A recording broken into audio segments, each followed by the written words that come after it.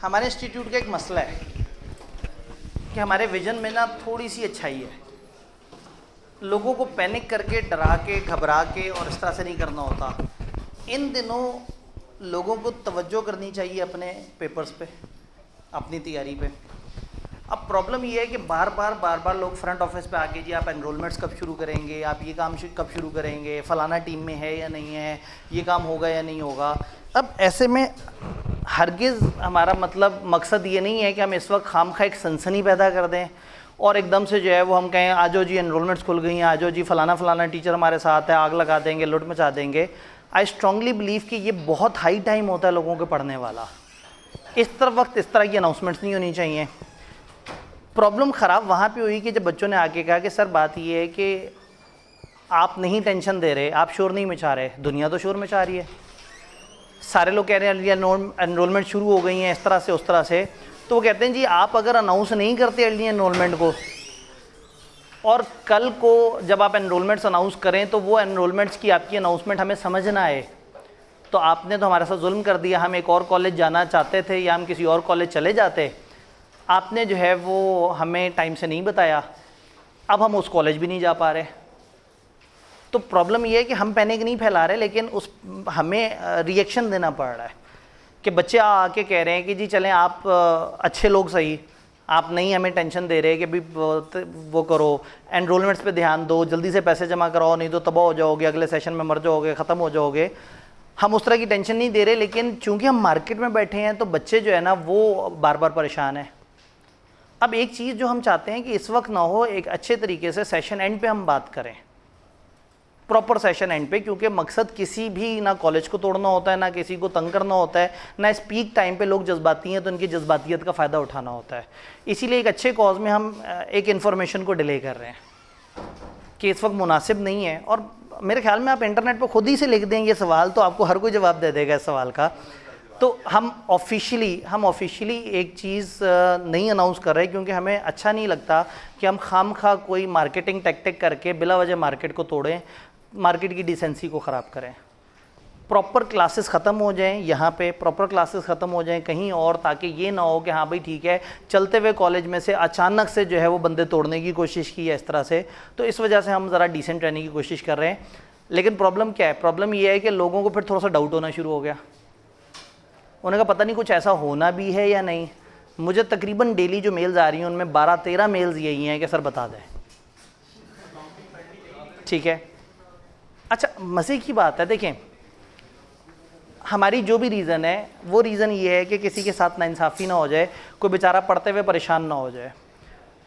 अगर तो प्रॉब्लम ये है कि जी फ़लाना सर यहाँ हैं या नहीं, फॉर एग्ज़ाम्पल, तो अगर वो यहाँ नहीं भी होंगे तो आप वहाँ एडमिशन ले लेंगे और यहाँ होंगे तो यहाँ एडमिशन ले लेंगे।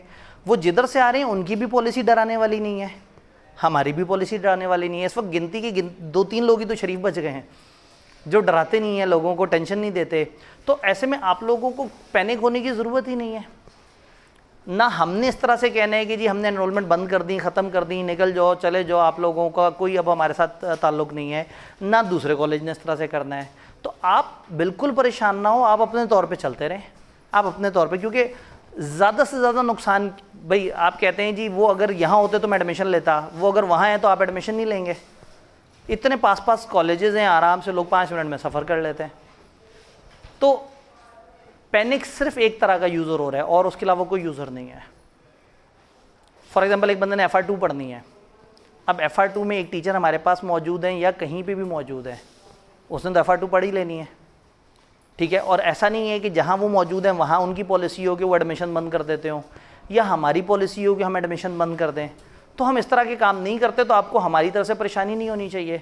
हम चाह रहे हैं कि एक चीज़ को बहुत अर्ली अनाउंस करके खामखा मार्केट में ना अजीब सा वो ना करें, गड़बड़ ना करें, डिसेंट तरीके से चलें। लेकिन ये बच्चे हमें डिसेंट रहने नहीं दे रहे। तो अब अच्छा, बच्चों को फिर अगली कन्फ्यूजन ये थी कि जी कॉलेज ऑफिशियली कुछ तो बोले, यही बोल दे कि अच्छा चलो कुछ अच्छा होने वाला है, ठीक है।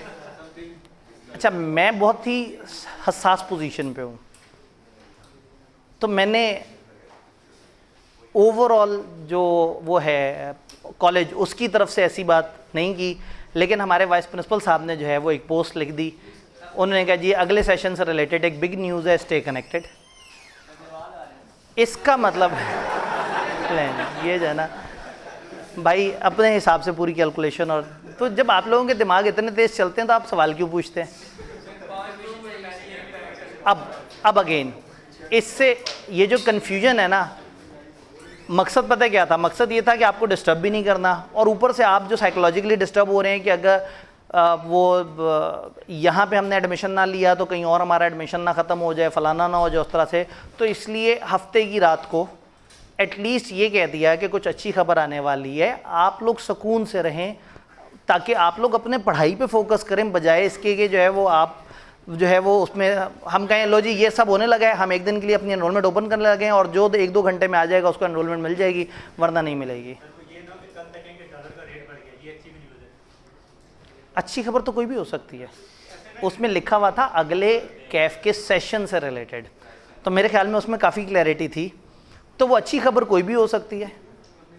ठीक है, तो आई होप कि मैंने अच्छी तरह से मिस क्लैरिफाई कर दिया चीज़ों को। क्योंकि असल में पता क्या बात ये है कि ये बड़ी गंदी हरकत है कि क्लासें चल रही हों, फॉर एग्जांपल 1-1.5 महीना पहले हम अनाउंस कर दें लो जी अगले सेशन जो होगा वो नई जगह पे होगा या नए तरीके से होगा, तो वो एक गंदी टैक्टिक होती है, वो हमें इनडिसेंट लगती है, आने वाले को भी इनडिसेंट लगती है और यहाँ के मौजूद लोगों को भी इनडिसेंट लगती है। तो हमारा मकसद ये नहीं है कि हम बच्चों को डरा के या एकदम से चलते हुए कॉलेज में से एडमिशन निकालें। इंशाल्लाह ताला आने वाले सेशन से रिलेटेड जो जो हमारे टीचर्स हैं, जो जो हमारी पॉलिसीज़ हैं, जो जो सारी चीज़ें होंगी हम प्रॉपर तरीके से अनाउंस करेंगे, किसी भी जगह कम्युनिकेशन ऑफ इन्फॉर्मेशन में कोई झोल नहीं होगा। और दूसरा, ये जो अर्ली एनरोलमेंट है, बच्चे कह रहे हैं जी अगर ना हुआ तो पता नहीं अगली बार में सीट मिलेगी नहीं मिलेगी। हम लोग लास्ट टाइम एक विन विन सिचुएशन निकाली थी। मेरा कभी दिल नहीं करता कि अर्ली एनरोलमेंट ओपन हो, बहुत बुरा लगता है। आप लोग इस वक्त अगले पेपर अपने पेपर तैयार कर रहे हैं और कहाँ इस वक्त घर वालों से पैसे मंगवा के कॉलेजों को 6-8 हज़ार रुपये देते फिरें। तो ये मेरा दिल नहीं करता कि हम अर्ली एनरोलमेंट रखें, लेकिन प्रॉब्लम है कि बच्चे कहते हैं कि जी हर तरफ अर्ली एनरोलमेंट है, और अगर हमने इधर ना कराई और उस वक्त जब हम कराने आए और आपने कह दिया सीटें फुल हो गई तो हमारा क्या होगा। तो वो लोग जिनको बहुत पैनिक था और वो एनरोल कराना चाहते हैं, तो लास्ट टाइम हमने कहा कि हम अर्ली एनरोलमेंट ओपन कर रहे हैं, लेकिन हम एक परसेंटेज ऑफ फी रिजर्व, वो परसेंटेज ऑफ सीट्स रिजर्व रख लेंगे उनके लिए जो पेपर देने के बाद ईजी हो के आए। तो इस दफ़ा भी इसी तरह से करेंगे। लास्ट टाइम वो परसेंटेज शुरू में नहीं बताई, और जब बच्चे धड़ाधड़ आना शुरू हुए तो हमने उस परसेंटेज को वर्कआउट किया कि दैट इज 35%। तो हमने लास्ट टाइम भी 35 से 40% ऑफ द सीट्स रिजर्व्स रखी थी। इसलिए रिजर्व रखी थी, और बहुत सारे अर्ली एनरोलमेंट के वक्त आए, फिर हमने उन्होंने इनकार कर दिया। हमने कहा जी अर्ली एनरोलमेंट का कोटा हमारा फुल हो चुका हुआ है, अब जब पेपर देने के बाद सारे लोग आएंगे तो उस वक्त फर्स्ट कम फर्स्ट सर्व की बेसिस पे होगा। तो इसलिए इस टाइम पे बिल्कुल पैनिक हमने नहीं फैलाना, और ना हम इस टाइम पे कोई ऐसी सनसनीखेज, भाई हमारे तो बहुत फ़ायदे में है कि हम किसी भी कॉलेज की अर्ली एनरोलमेंट से पहले सनसनीखेज खबर अनाउंस कर दें और उसके बाद जो है सारे लोग इंतज़ार में बैठ जाएं कि हमने इधर ही एडमिशन कराना है। तो हमने किसी बिजनेस टैक्टिक को सामने नहीं लेके आना। हमें इस टाइम पे आपकी पढ़ाई मतलूब है। बस परेशानी ये थी कि आप भी नहीं पढ़ रहे थे, आप भी बार बार कहते अच्छा ये बता दें कि है भी या नहीं खबर। तो वाइस प्रिंसिपल साहब ने जो है वो अपने पर्सनल अकाउंट से एक पर्सनल मैसेज में पर्सनली कुछ बच्चों को पर्सनल तरीके से बताया कि कुछ अच्छा होने जा रहा है, स्टे कनेक्टेड। ठीक है, तो जब वो अच्छा हो जाएगा तो हम उसको मुनासिब तरीके से बता देंगे, अगर अच्छा नहीं होगा तो भी मुनासिब तरीके से कुछ और बता देंगे। कम्युनिकेशन में तो हम हमेशा अच्छे हैं ही, कम से कम एटलीस्ट झूठ तो नहीं बोलते ना। तो जो बोलेंगे इंशाल्लाह ताला सच बोलेंगे और डराएंगे नहीं। ये चीज़ मुझे जहर लगती है कि लोगों को डरा के उनका एडमिशन कराया जाए। इवन मतलब ये जिस पेपर में है, आज हमारे पास मार्जिन है ना, चैप्टर 12 है खाली, और पता है आज ख़ास बात क्या है, आज से 2 घंटे की क्लास हो चुकी है। तो इसलिए जो है ना वो आते साथ ही कुछ लोगों ने वो ताज्जुब का इजहार किया था कि जी ये कौन सी बिग खबर है। तो अगर तो बिग खबर बतानी होती तो उस पोस्ट में नीचे लिख देते बिग खबर एक ही दफ़ा। तो बस ये कह दिया कि भाई आप हौसला रखें, परेशान मत हो, खबर आपको अच्छी मिल जाएगी, लेकिन इस वक्त आपको तकलीफ़ देना मकसद नहीं है, आप लोग अपना पढ़ते रहें। जी ये पोस्ट नहीं करनी चाहिए थी। पोस्ट ना करने पे पता है क्या हो रहा था, आप मेरा इनबॉक्स देख लें ईमेल का, शदीद तरीन भरा हुआ था। आप यहाँ आने वाले बच्चों को देख लें जो फ्रंट ऑफिस में आके टकरे, वो कहते हैं जी हमें पता है आप लोगों ने बाद में क्या है किस तरह से आप कहेंगे एडमिशन नहीं है, पैसे पकड़ लें, मेरी सीट रिजर्व कर दें। असल में डर इतने गए हैं बच्चे, डरा इतना दिया जाता है कि नहीं आए तो मर जाओगे, तबाह हो जाओगे, 1 घंटे में सीटें फुल हो जाएंगी, 2 घंटे में फुल हो जाएंगी, पैनिक ज़रा ज़्यादा हो जाता है। नहीं, असल में अनफॉर्चुनेटली ऐसे रेफ़र नहीं करना चाहिए, लेकिन जब बंदा घबरा जाता है ना तो फिर परेशान होता है। तो बच्चे घबराए हुए आए, उन्होंने कहा जी अगर आपके सीटें फुल हो गई तो क्या होगा। मैं आपको ये बता दूं, अगले सेशन में ना 2 सब्जेक्ट्स पे काफ़ी उरूज होता है, यानी ये जो आने वाला सेशन है ना उसमें लोग ग्रुप ए और बी के दरमियान जंप कर रहे होते हैं। इस सेशन में ज़्यादातर लोग ग्रुप ए में आते हैं, पहले 2-3 पेपर देते हैं। आने वाले सेशन में cost accounting is the paper जो बहुत उठाया जाता है, और company law is the paper जो बहुत ज़्यादा उठाया जाता है। हमारा कंपनी लॉ भी अल्लाह का शुक्र है स्ट्रॉन्ग है, नंबर 1 हम कह सकते हैं। अभी तो कम से कम रिसेंटली मेरिट आया है, तो कम से कम एटलीस्ट एक सेशन तक तो जो है ना नंबर 1 कह दें तो जुल्म नहीं होगा। और कॉस्ट भी इंशाल्लाह ताला कुछ ना कुछ बेहतर काम चली जाएगा, ठीक है। ये कह नहीं सकते कि कॉस्ट स्ट्रॉन्ग है, जब अनाउंसमेंट होगी तब देख लेंगे। तो कॉस्ट में हमारे पास 2 टीचर होंगे, पता नहीं असल में ये 2 टीचर वाली गिनती मैं कभी भी पूरी कर सकता हूँ ना। अगर टीचर 1 हुआ तो मैं अपना बैच दे के 2 की गिनती पूरी कर दूँ। कहने का मतलब है फिर कॉस्ट अकाउंटिंग और कंपनी लॉ इन 2 में हमारी पूरी कोशिश होगी कि हम 2 बैचेस दें, ताकि वो पैनिक ना हो कि आप एडमिशन लेना चाहते हैं और आपको एडमिशन मिल नहीं रहा और आप सोच रहे हैं कि काश मैं उस दिन जमा करा देता पैसे तो मैं तो आज तबाह हो गया। तो इसलिए आपको डराया नहीं जाएगा। हम एक दफ़ा अर्ली एनरोलमेंट हमें भी मजबूरन आवाज़ लगानी पड़ेगी बच्चों की वजह से, लेकिन उस टाइम पे हम मैक्सिमम अपने एडमिशन नहीं करेंगे, हम 2/3 से ज़्यादा नहीं जाएंगे और 1/3 या 35-40% कम से कम रोक लेंगे उन लोगों के लिए जो पेपर देने के बाद आए।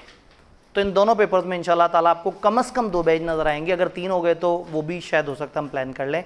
तो कोशिश ये होगी कि वरना बहुत आसान है, पता है, जो ब्रांडेड सब्जेक्ट हो ना उसमें 1 बैच दे दें तो क्या होगा, फिजिकल बच्चा हर बच्चा पूरे पैसे देगा, तो उस बैच के लिए जंग होगी। तो हम इस तरह की सिचुएशन नहीं चाहते कि एक जगह पे ऐसा हो कि आपको लगे कि बस ये इधर पैसे ना भरे तो कहानी आउट हो जाएगी। तो ये बड़ा आसान होता है। आपको पता है आप लोग जब आते हैं आप सबसे पहली बात क्या करते हैं, मैंने एडमिशन कराना और बताएं डिस्काउंट कितना हो सकता है। तो फ्रंट ऑफिस से जो जंग होती है आपकी वो क्या होती है, डिस्काउंट कितना होना है। तो एक बड़ी मज़े की पॉलिसी पता है क्या है कि हम कहें लो जी हमने एडमिशन ओपन किए हैं और फिर हम थोड़ी बाद का एडमिशन बंद हो गए। अब आप आके डिस्काउंट की तो बात ही नहीं करेंगे ना, डिस्काउंट तो बहुत दूर की बात। आप कहेंगे यार खुदा के लिए मुझे कमरे में जगह दे दो, मैं खिड़की से झांक के देख लूँगा, मैं ज़मीन पे बैठ के क्लास अटेंड कर लूँगा, मैं बेंच पे बैठ जाऊँगा, मैं अपनी सीट खुद ले आऊँगा घर से। बच्चे तो फिर ऐसी बातें करते हैं। तो वो सारी एनर्जी जो इस चीज़ पे लगनी थी कि आप डिस्काउंट दे रहे हैं या नहीं दे रहे, दूसरे लोग तो डिस्काउंट दे रहे हैं, आप क्या कर रहे हैं, वो एनर्जी कहाँ चली जाएगी कि मुझे सीट मिलनी चाहिए। तो हम इंशाल्लाह उस तरह की टैक्टिक नहीं करेंगे, हम किसी और तरह की टैक्टिक करेंगे, ठीक है। हम किसी और तरीके से, हम पढ़े लिखे तरीके से जो है ना वो पैनिक फैलाएंगे, ज़्यादा नहीं डरेंगे। तो इंशाल्लाह ताला जो भी होगा कोशिश होगी कि आपके बेस्ट इंटरेस्ट में हो, लेकिन मैं 100% लोगों को कभी भी खुश नहीं कर सकता। हम अर्ली एनरोलमेंट अनाउंस करें तो भी लोगों को मसला होगा, नहीं करें तो भी मसला होगा। तो फिर हम सेफगार्ड अप्लाई करेंगे। ऑडिट ने हमें बताया है कि आप मिटिगेट नहीं कर सकते, ख़त्म नहीं कर सकते, तो थोड़े से सेफगार्ड लगा दें। तो सेफगार्ड ये होंगे कि बाद वालों को भी मौका मिल जाए, बी वालों को भी। और आज हम बहुत ज़्यादा पैसे मत मांगें, आपसे ये ना कहें कि 6,000 दे दो, 7,000 दे दो, 8,000 दे दो। हम अभी आपसे 2,000 टाइप वो कर लें। और लास्ट टाइम तो हमने कहा था कि जो दूसरा तीसरा पेपर उठाएं उस पर 1,000, ताकि आप अभी के बजट में कम से कम रिजर्व करा दें सीट। भाई हम तो 3-3 महीने बाद तक लोगों को उनके अर्ली एनरोलमेंट के पैसे देते रह गए। तो आप जब आप सीट रिजर्व कभी भी करवा सकते हैं, यानी हमने पैनिक फैलाया ही नहीं। तो जब पैनिक ही नहीं है तो फिर परेशानी क्यों है। तो जब भी आपको जो भी टीचर पता होगा, आप आज से आधे महीने बाद आप डिसाइड करते हैं आपने पेपर उठाना एक टीचर से, वो टीचर आपको जहाँ नज़र आएगा वहाँ जाके करा दें। वो जिधर मौजूद है वहाँ पे भी पैनिक नहीं फैलाया जाता। जो जिधर आने का आपके जहन में है, अल्फाज भी तो बड़े एहतियात से इस्तेमाल करते हैं ना, उधर भी पैनिक नहीं फैलाया जाता।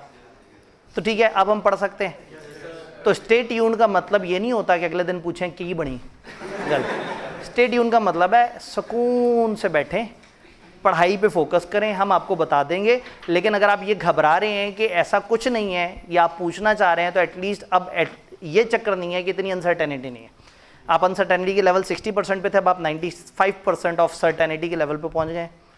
अब आखिरी 5% आपको परेशान करना मकसद नहीं है। जब कंफर्म होगा आपको बताएंगे और कोशिश करेंगे कि ऐसे टाइम पे बताएं जिसमें आप लोगों की पढ़ाई का ज़्यादा हर्ज ना हो।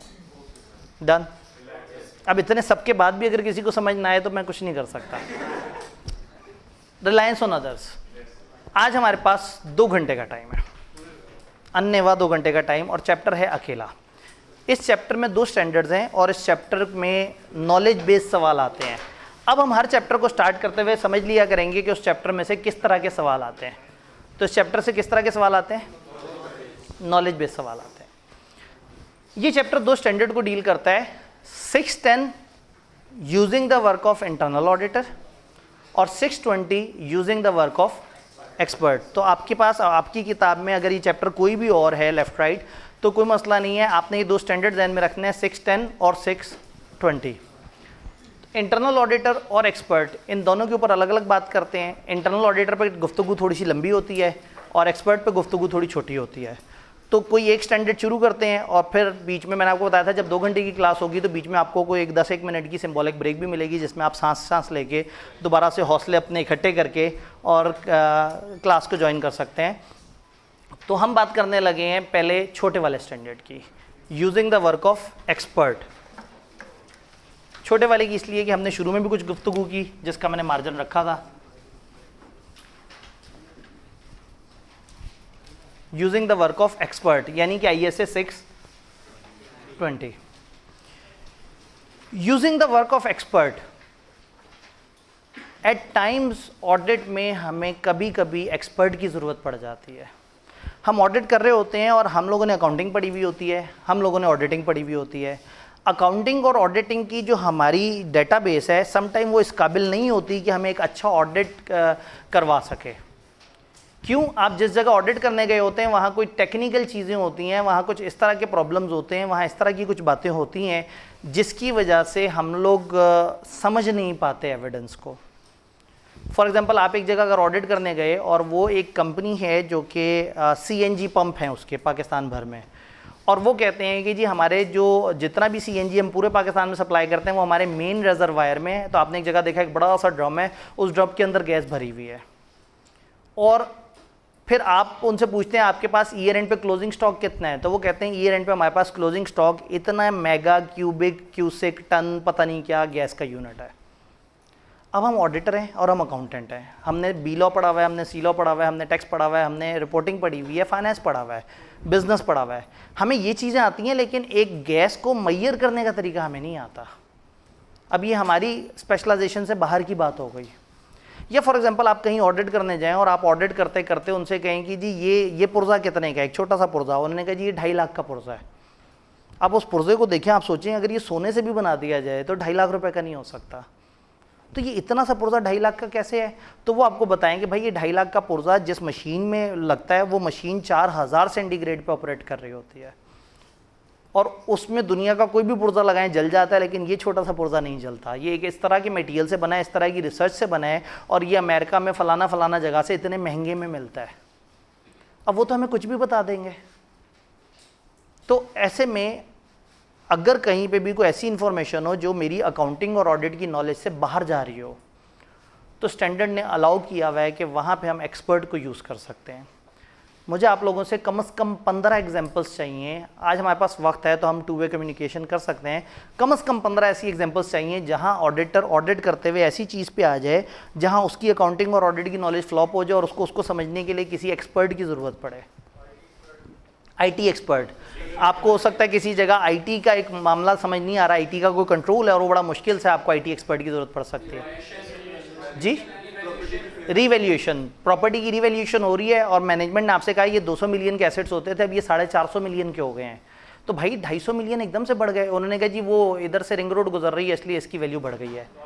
अब ये मुझे शायद नहीं पता कि रिंग रोड गुजरने से 250 मिलियन बढ़ता है या नहीं बढ़ता, शायद प्रॉपर्टी का एक एक्सपर्ट बता सकता है। जी, रिमेनिंग यूजफुल लाइफ, किसी भी एसेट की रिमेनिंग यूजफुल लाइफ। अब इस AC को देख के अंदाज़ा नहीं लगाया जा सकता कि इसकी यूजफुल लाइफ क्या है। AC अगर एक नॉर्मल वो है, एसेट है जो कॉमन है, जो दुनिया को पता है, फिर तो कोई मसला नहीं है। लेकिन अगर एक ऐसा एसेट हो जो नॉर्मली दुनिया को समझ नहीं आता, फॉर एग्जांपल आपका एक सॉफ्टवेयर है, उस सॉफ्टवेयर की कितनी वर्थ रह गई है, अब ये एक ऐसी मुश्किल बात है कि जिसके लिए आपको एक्सपर्ट की ज़रूरत पड़ सकती है। और जी, एसेट मेंटेनेंस कॉस्ट वगैरह, ऑडिटर ऑडिट कर रहा है और ऑडिट करते हुए उसने कहा इतने इतने इतने खर्चे किस चीज़ के हैं, तो हम कहेंगे जनरेटर की मेंटेनेंस के। वो कहेगा पागल समझा हुआ है, 40 लाख का जनरेटर है, साल में तुम 7 लाख रुपए मेंटेनेंस पे लगा चुके हो, ये कौन सा एसेट है जो साल क्या 4 महीने में 7 लाख की मेंटेनेंस खा जाए। तो शायद फिर हम ऑडिटर को समझाएंगे भाईजान आपको नहीं पता, आपने कभी जनरेटर खरीदा हो तो आपको बताओ, जनरेटर के पंगे ही और हैं, जनरेटर जो है उसके ये मसले रहते हैं, वो मसले रहते हैं। अब वो ऑडिटर जनरेटर का एक्सपर्ट नहीं है, तो जनरेटर के ऊपर मेंटेनेंस कितनी हो रही है, शायद ये चीज़ भी समझने के लिए हो सकता है उसको एक्सपर्ट की ज़रूरत हो। जी, इनटेंजिबल एसेट्स की वैल्यूएशन, लॉयर एक भाई ने कह दिया, लीगल केसेस वगैरह को समझने के लिए टैक्सेशन डिपार्टमेंट, एक्चुरियल वैल्यूअर्स जो कि बताएंगे कि probabilities of estimation of life वगैरह कितनी है, इंजीनियर, डॉक्टर की ज़रूरत पड़ सकती है, ऑडिट करते हुए पड़ सकती है आपको, हॉस्पिटल का ऑडिट कर रहे हैं तो बहुत सारे ऐसे एसेट्स होंगे, बहुत सारी ऐसी चीज़ें होंगी, बहुत सारी ऐसी कॉस्ट ऑफ मैन्युफैक्चरिंग होगी। फॉर एग्जाम्पल उसने ऑपरेशन किया है, अब ऑपरेशन के अंदर कौन कौन सी कॉस्ट इन्वॉल्व है ये शायद एक डॉक्टर समझ सकता है कि ऑपरेशन के वक्त ये वाली जो वो थी, ये वाला इक्विपमेंट ज़रूरी था या नहीं था। और 11 हो गए, 4 रह गए, हो चुका इंजीनियर। इन्होंने कहा किसी भी एसेट की मार्केट वैल्यू, सर का 12वां पॉइंट तो पूरा करा है ना, इन्होंने कहा किसी भी किस्म का एसेट। अच्छा, और जी, एग्रीकल्चर के एक्सपर्ट, फॉर एग्जांपल जो है वो हम मिचल्स को ऑडिट करने गए हैं, तो मिचल्स के ऑडिट में हमें अचानक से 1.5 करोड़ की एंट्री नजर आई। हमने कहा जी आपका बाग पहले था 1 करोड़ का, ये 2.5 करोड़ का कैसे हो गया। उन्होंने कहा बाग में आम आ गए। बात सही है, बाग में अगर आम आ गए हैं तो बाग की वैल्यू तो बढ़ जाएगी। अब कितनी बढ़ेगी, कितने आमों से कितनी वैल्यू बढ़ती है और इसकी क्या वैल्यूएशन है, तो शायद ये एग्रीकल्चर का एक्सपर्ट हमें बता सकता है। और स्टॉक मार्केट के अंदर जो चीज़ें हो रही हैं, फ्यूचर के जो इंस्ट्रूमेंट्स हैं उनकी रियलाइजेबल वैल्यू क्या है। जी, रिसर्च एक्सपेंसेस को वेरीफाई करने के लिए शायद साइंटिस्ट या इस तरह के लोगों की हमें ज़रूरत पड़े। तो इसका मतलब यह है कि सबसे पहले जो चीज़ हमने समझी दैट इज़ नीड, कि क्या एक्सपर्ट की हमें नीड है या नहीं है। जवाब ये है कि हाँ, हर वो जगह जहाँ अकाउंटिंग और ऑडिट से हट के कोई चीज़ हो रही है वहाँ आपको एक्सपर्ट की ज़रूरत पढ़ सकती है। ये जो चैप्टर है ये तकरीबन हर 3 में से 2 अटेम्प्ट्स में पेपर में इसमें से सवाल आ जाता है, यानी कि ज़्यादातर वो इस चैप्टर को पूछ रहे होते हैं और पूछ भी सीधा सा नॉलेज बेस्ड सवाल पूछ रहे होते हैं नॉर्मली। अब जब वो नॉलेज बेस्ड सवाल पूछ रहे होते हैं तो सम टाइम वो 610 से सवाल बनाते हैं, सम टाइम 620 से सवाल बनाते हैं। कुछ लोग क्या करते हैं, देखते हैं 620 छोटा सा है वो उसको थोड़ी सी वेटेज देते हैं, और 610 बड़ा सा है उसको ज़्यादा वेटेज देते हैं। तकरीबन बराबर हैं आईकेप की नज़र में दोनों। तो आईकेप जितना एक को पूछ रहा है उतना दूसरे को पूछ रहा है। ये छोटा है लेकिन टेक्निकल है, तो मेरी कोशिश ये है कि जब मेरे पास वक्त है तो हम उस वक्त को समझते हुए एक दफ़ा इसको अच्छी तरह से देख लें कि क्या है।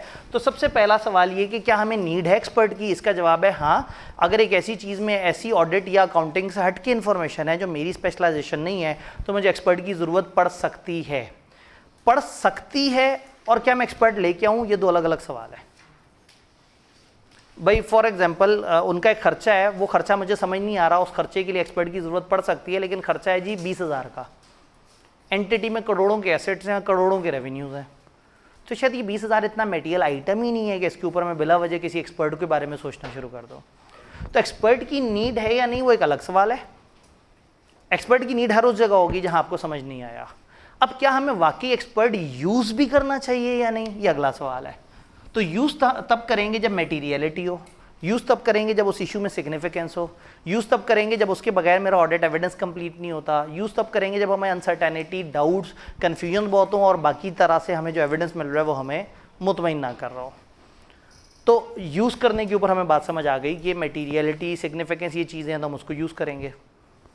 अब अगला सवाल, उसको यूज़ करते हुए प्रिकॉशंस क्या होनी चाहिए।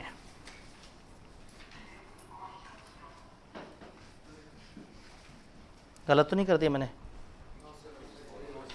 प्रिकॉशंस क्या होनी चाहिए, क्या क्या एहतियात होनी चाहिए, क्या क्या चीज़ें हमें देखनी होंगी एक एक्सपर्ट को अपॉइंट करते हुए। एक्सपर्ट तो कोई भी हो सकता है ना, हर सियाना, हर समझदार। आपको पता है तजर्बाकार लोग भी हुकूमत में आते हैं तो बेड़ा गर्क कर देते हैं। तो इसका मतलब ये है कि जो है ना सिर्फ तजर्बाकार होना काफ़ी नहीं है और सिर्फ ईमानदार होना भी काफ़ी नहीं है। ईमानदार लोग भी बड़ा कर देते हैं। हमें तो ईमानदार भी वो मिले, हमें तो तजर्बाकार भी वो मिले, हम क्या करें, हमारा तो मुश्किल में ही है। हल सिर्फ जमात इस्लामी।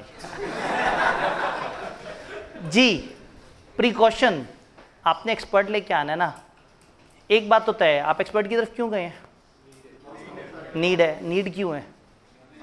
हमें नहीं पता। जब हमें नहीं पता और उसको ये पता है कि हमें नहीं पता, तो उसने वो सब हमारे साथ करना है जो उन लोगों के साथ होता है जिनको नहीं पता होता। आप एक बंदे के पास कंप्यूटर ठीक कराने जाएं हफीज़ सेंटर में, आपका मेरा कंप्यूटर है चल नहीं रहा, वो आपकी तरफ देखेगा, आपसे पूछेगा कि आपको समझ आ रही है इसमें मसला क्या है? आपने कहा मुझे नहीं समझ आ रही, मैं तो कंप्यूटर के बारे में ज़्यादा नहीं जानता। उसने कंप्यूटर को देखा, उसने कहा जी इसकी डिस्क डिफ्रेगमेंटेशन करते हुए इसकी मोनेटाइजेशन के अंदर जो है ना एक इस तरह की कैशे मेमोरी का इशू बना है जो इसकी हार्ड डिस्क के साथ जो है ना ग्लीशे क्रिएट कर रहा है। तो इस ग्लीशों को कवर करने के लिए आपको कुछ गीगाबाइट्स लेके और मेगाबाइट के साथ मर्ज करने पड़ेंगे। आपने कहा यार ये तुम्हारी बात मुझे समझ नहीं आ रही। उसने कहा 20,000 रुपये लगेगा। अब जब आपको पता ही नहीं उसने बोला क्या है, उसने आपके कंप्यूटर के साथ कौन कौन सी टेक्नोलॉजी इस्तेमाल की हैं, तो वो जो मर्जी कह दे, आपका कंप्यूटर उसके सामने, उसे समझ आता है, आपको समझ नहीं आता, वो जो मर्जी बोल देगा आपको मानना पड़ जाएगा। एक्सपर्ट तो आपके साथ बहुत फनकारी लगाएगा ना। आप एक लीगल एक्सपर्ट कोई चीज़ प्रोवाइड करेंगे कि जी मुझे बताओ इसमें क्या है, वो आपको कोई भी लीगल अजीब अजीब सी टर्मिनोलॉजीज इस्तेमाल करके आप कहेंगे जी ये केस है, मैनेजमेंट से मैंने पूछा है तो वो कहते हैं कि जी ये केस हमारे जीतने के बहुत ज़्यादा चांसेस हैं। मैंने जो केस को देखा है तो उसमें साफ लिखा नज़र आ रहा है कि आपने जो है कॉन्ट्रैक्ट करके तोड़ा था और पार्टी अब आपसे जुर्माना मांग रही है। तो मैनेजमेंट वाले कहते हैं ये केस हमने जीत जाना है। उसने कहा 100% हमने जीत जाना है। आपने पूछा क्यों? उसने कहा याद नहीं, डॉक्ट्राइन ऑफ कैवियर टेम्पटर को अगर हम डॉक्ट्राइन ऑफ फ्रस्ट्रेशन के साथ जोड़ के पढ़ें तो उसके पीछे जो प्रेसिडेंट निकलता है उसमें 1873 वाले फैसले के हिसाब से अगर हम चीज़ों को देखेंगे और आर्बिट्रेशन के जो उसमें इंटरप्रिटेशन इस्तेमाल करेंगे तो ये केस हमने जीत जाना है। तो ऐसे में ऑडिटर वाकई ही परेशान हो जाएगा। तो सबसे बड़ा प्रॉब्लम इस एरिया में ये समझने वाला है कि ये वो एरिया है जो मुझे नहीं पता। जब मुझे नहीं पता तो देयर आर सर्टन पर्सन जो मेरे साथ धोखा करने की कोशिश करेंगे। तो इसका मतलब है प्रिकॉशंस में दो बातें होंगी। नंबर 1 मुझे पर्सन भी अच्छा चाहिए और नंबर 2 वो काम भी अच्छा करे। क्या दो प्रिकॉशंस हैं? पर्सन भी अच्छा चाहिए और वो काम भी अच्छा करे। तो फिर मैं ढूंढूंगा एक अच्छा बंदा। मैंने कंप्यूटर ठीक कराना है तो मैं जाऊं उस बंदे के पास जिसके बारे में मशहूर है कि ये अच्छे कंप्यूटर ठीक करता है, मुनासिब पैसे लेता है, चोर बाजारी नहीं करता।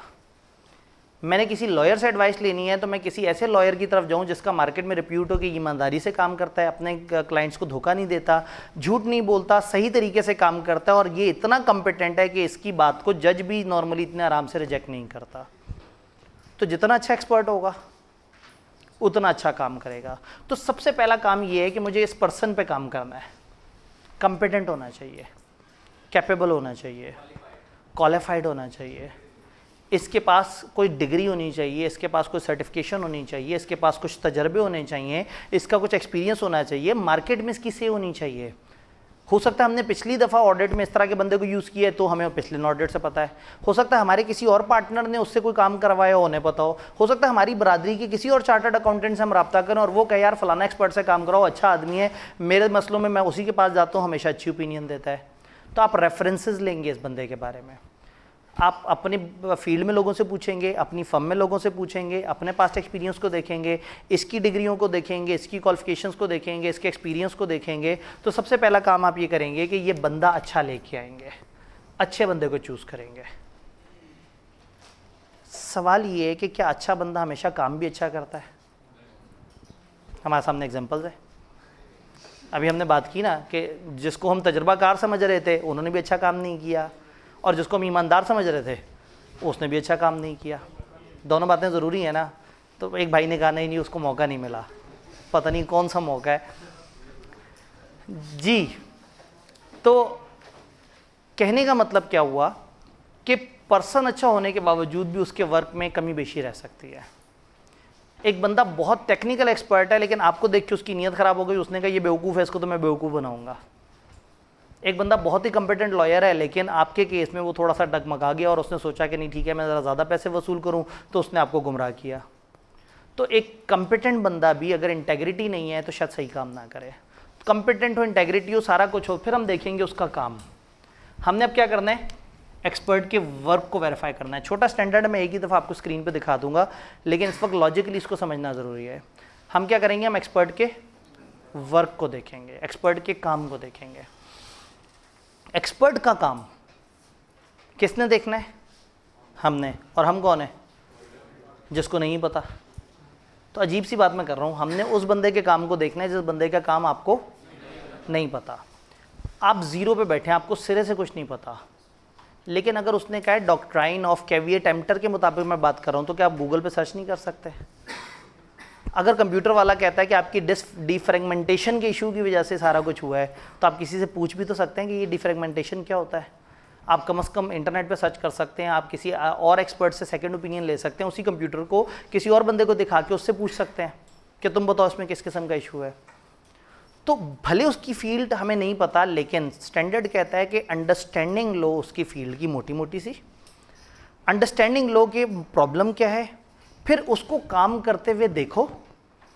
ये देखो कि उसको सोर्स डाटा सही से मिला है, ये देखो जो उसने वर्किंग की है उसने क्या अजम्पशंस यूज़ किए हैं। आप उससे पूछो भाई आपने ये जो मुझे वैल्यूएशन बना के दी है 250 मिलियन की प्रॉपर्टी को आप 450 मिलियन पे अपग्रेड कर दिया है, पीछे आपने कौन सा मेथड इस्तेमाल किया? उसने कहा जी मैंने फलाना मेथड इस्तेमाल किया। जैसे आपको डेप्रिसिएशन में पता हो जी रिड्यूसिंग बैलेंस मेथड होता है फलाना, तो वैल्यूएशन के भी कुछ मेथड्स होते हैं। वो आपसे कहेगा जी मैंने वैल्यूएशन का गवर्नमेंट की जो रजिस्ट्री वैल्यू का 3 टाइम अपग्रेड मल्टीप्लायर अप्रोच है वो यूज़ किया है। तो ये तो आप समझ सकते हैं कि गवर्नमेंट की उस इलाके में रजिस्ट्री वैल्यू क्या है। आप उसका मॉडल समझ के सर्च कर सकते हैं कि मॉडल कैसे काम करता है। वैसे काम करता है कि जो भी रजिस्ट्री की वैल्यू होगी उसको 3 से मल्टीप्लाई कर दें तो इतनी उस जगह की कमर्शियल वर्थ होनी चाहिए। आप इसको रिकैलकुलेट भी कर सकते हैं। तो कहने का मतलब है कि उसके मॉडल को समझें, उसकी अजम्पशंस को समझें, उसके जवाब को देखें कितना रीज़नेबल है, अपनी सादा जजमेंट यूज़ करें और मज़ीद ऑडिट एविडेंस की बेस पे देखें कि क्या ये आपस में मैच कर रहे हैं। भाई एक ड्रम है और ड्रम के अंदर गैस पड़ी हुई है, मैं उसके पास आया और उसकी एक रेडार है लगी हुई है उसके साथ, और उसकी सुई बता रही है कि इसमें इतने मेगा क्यूसेक या इतना फलाना यूनिट जो है गैस पड़ी हुई है, ये उसकी रेडार ने बताया। मैं क्लाइंट से कहूँ कि ये रेडार आपने छुपा लेनी है, जब एक्सपर्ट आके देख रहा होगा तो आपने उसको ये नहीं दिखाना। तो मैंने एक्सपर्ट बुलाया, एक्सपर्ट ने आके अपनी जनाब वो मशीन निकाली थैले में से। जैसी मशीन निकाली मैंने कहा ये कौन सी मशीन है? उसने कहा ये क्रिप्टोजेनो गैल्वेनोमीटर है। आपने कहा अच्छा, गूगल पे जल्दी से सर्च कर लिया, ये मशीन इस्तेमाल होती है ख़ास किस्म की गैस मैयर करने का। आपने कहा ठीक है सही काम हो रहा है। उसने जनाब मशीन लगाई, उसके साथ मशीन में से लाइटें शाइटें निकली और मशीन की स्क्रीन पे थोड़ी देर बाद लिखा हुआ आ गया इतनी गैस। अब हो सकता है मशीन ने फनकारी की हो, अच्छा इस एक्सपर्ट को तो नहीं पता मशीन इसके अंदर गैस कितनी पड़ी है। एक मैयरिंग में अभी थोड़ी देर पहले देख चुका हूँ रेडार के ऊपर भी आ रही थी। तो इसने जो मुझे जवाब दिया और जो किसी और ऑडिट एविडेंस से मुझे जवाब मिला जिस पर मुझे डाउट था, भाई रेडार को नहीं पता कि एक्सपर्ट क्या अमाउंट निकालेगा और एक्सपर्ट को नहीं पता कि रेडार पे क्या आ रही है। अगर ये दोनों करीब करीब हो गए तो मुझे थोड़ा सा हौसला हो जाएगा कि उनका रेडार और ये एक्सपर्ट दोनों ठीक है, सिवाय इसके कि इनकी पहले से इतनी सेटिंग हुई हुई हो कि बहुत पहले से ही उसको पता हो कि वही एक्सपर्ट आएगा, उसने इनसे पहले से मुकाया हुआ और पहले से ही वो रेडार की वैल्यू नोट करके बैठा हुआ हो। नॉर्मली इस लेवल का काम तब होता है जब एक्सपर्ट ऐसा है जिसका इनसे ताल्लुक हो। तो आइडियली मुझे एक्सपर्ट कैसा लेके आना चाहिए? इंडिपेंडेंट एक्सपर्ट लेके आना चाहिए। डन। तो एक्सपर्ट की फील्ड को समझेंगे, एक्सपर्ट के काम को समझेंगे, उसकी अजम्पशंस को समझेंगे, अजम्पशन से आए हुए जवाबों को समझेंगे। उसने वर्किंग करके कहा ये एक टेबल है, इस टेबल में मैंने जवाब निकाल लिया। उस टेबल में एक 6 कॉलम्स हैं, 7 रोज़ हैं और उनका ग्रैंड टोटल नीचे आ रहा है। कम से कम मैं कैलकुलेटर पे ग्रैंड टोटल तो चेक कर ही सकता हूँ। तो हमने ये नहीं कहा कि आप उस फील्ड के इतने चैंपियन बन जाए कि एक्सपर्ट आपको धोखा ना दे सके, लेकिन रीजनेबल एश्योरेंस लेवल तक पहुंच जाए। उस फील्ड को इतना समझ लें कि एक्सपर्ट आपके साथ टोटल आपको बेवकूफ़ ना बना के चला जाए। फॉर एग्जांपल अगर आप एक कंप्यूटर वाले के पास जाते हैं और आप उसको कहते हैं कि जी ये हार्ड डिस्क में मसला ये है कि इसकी डिफ्रेगमेंटेशन होने वाली है, तो आप कहेंगे ये तो साटा की हार्ड डिस्क है, इस पर तो डिफ्रेगमेंटेशन होती ही नहीं। तो उसको हो जाएगा ओहो थोड़ा सा अलर्ट, ये सामने वाले को कुछ पता है। अब वो इतनी बड़ी बोंगी नहीं मारेगा, अब वो ज़रा ध्यान से कैलकुलेटेड बात करेगा और अब बहुत बड़ा धोखा आपको देने के बारे में नहीं सोचेगा। उसे समझ आ रही है कि सामने वाले बंदे को मोटी मोटी कुछ बातों का पता है। तो अगर आपको पता होता तो आप कंप्यूटर खुद ही ठीक कर लेते ना घर में। पता तो नहीं है, लेकिन इतना ज़रूर जानकारी हासिल कर लेनी है कि सामने वाला बंदा हमें बेवकूफ़ ना बना दे। डन। तो फिर आपने उस लेवल पे एक अंडरस्टैंडिंग डेवलप की और फिर उसके काम को देखा, काम को अदर एविडेंस के साथ देखा और आपने अपने पास डॉक्यूमेंट कर लिया कि मैंने इस एक्सपर्ट को इस काम के लिए यूज़ किया था और इस तरह से। अब सवाल ये है कि क्या मैं अपनी रिपोर्ट में लिखूँ कि मैंने एक्सपर्ट यूज़ किया है? भाई मैंने एक्सपर्ट इस्तेमाल किया, एक्सपर्ट ने मुझे आके कहा कि गैस इतनी है, मैंने देखा गैस उतनी थी, मामला ख़त्म हो गया। क्या ज़रूरत है जिक्र करने की? खामखा यूज़र को बताएंगे कि एक और काम हमने बाहर के बंदे से किया, फिर वो पूछेगा वो कौन था, क्यों आया था, उसने क्या काम किया था, तो अपने यूज़र को हमें परेशान करने की ज़रूरत ही नहीं। हाँ, लेकिन अगर मैं रिपोर्ट ख़राब कर रहा हूँ, मैं अपनी ओपिनियन ख़राब कर रहा हूँ, मैं कह रहा हूँ भाई इनकी स्टॉक की वैल्यू ठीक नहीं है, चूँकि वैल्यूअर की रिपोर्ट कुछ और कह रही है। अब ये जुमला काफ़ी नहीं है, अब मुझे अपनी रिपोर्ट में इसका जिक्र करना पड़ेगा। आप कंपनी लॉ में हमने पढ़ा था कि अगर ऑडिटर की रिपोर्ट में आप रेफ़र करते हैं किसी और रिपोर्ट को, तो वो रिपोर्ट भी अटैच करनी है। तो मैं अपनी रिपोर्ट में रेफ़र करूं या ना करूं, अगर नीड नहीं है तो रेफ़र ना करूं, और अगर नीड है तो फिर देखूं क्या उसकी फील्ड उसको अलाउ करती है। समटाइम क्या होता है, कुछ एक्सपर्ट्स की फील्ड उन्हें अलाउ नहीं करती कि पब्लिकली उनका नाम लिया जाए, तो फिर मैं ICAP से मशवरा करूं कि देखिए जी मैंने अपनी रिपोर्ट ख़राब भी करनी है, मैंने बताना भी है, और एक्सपर्ट अलाउ भी नहीं कर रहा। तो फिर आप इस तरह के जुमले लिख सकते हैं कि हमने एक मशहूर एक्सपर्ट फर्म से ओपिनियन ली और उस एक्सपर्ट फर्म ने जो है वो हमें ये ओपिनियन दी, वो ओपिनियन हमने SECP को जमा करा दी है। अगर आपने वो ओपिनियन देखनी है तो SECP से रब्ता करें, उस ओपिनियन के मुताबिक हमारी ये रिपोर्ट ख़राब हो रही है। तो अगर वो अलाउ नहीं करता तो आप उसका नाम ज़बरदस्ती नहीं यूज़ करेंगे, आप उसको थोड़ा एनोनिमस रख के बड़े अच्छे तरीके से अपनी रिपोर्ट के वर्डिंग को यूज़ कर रहे होंगे।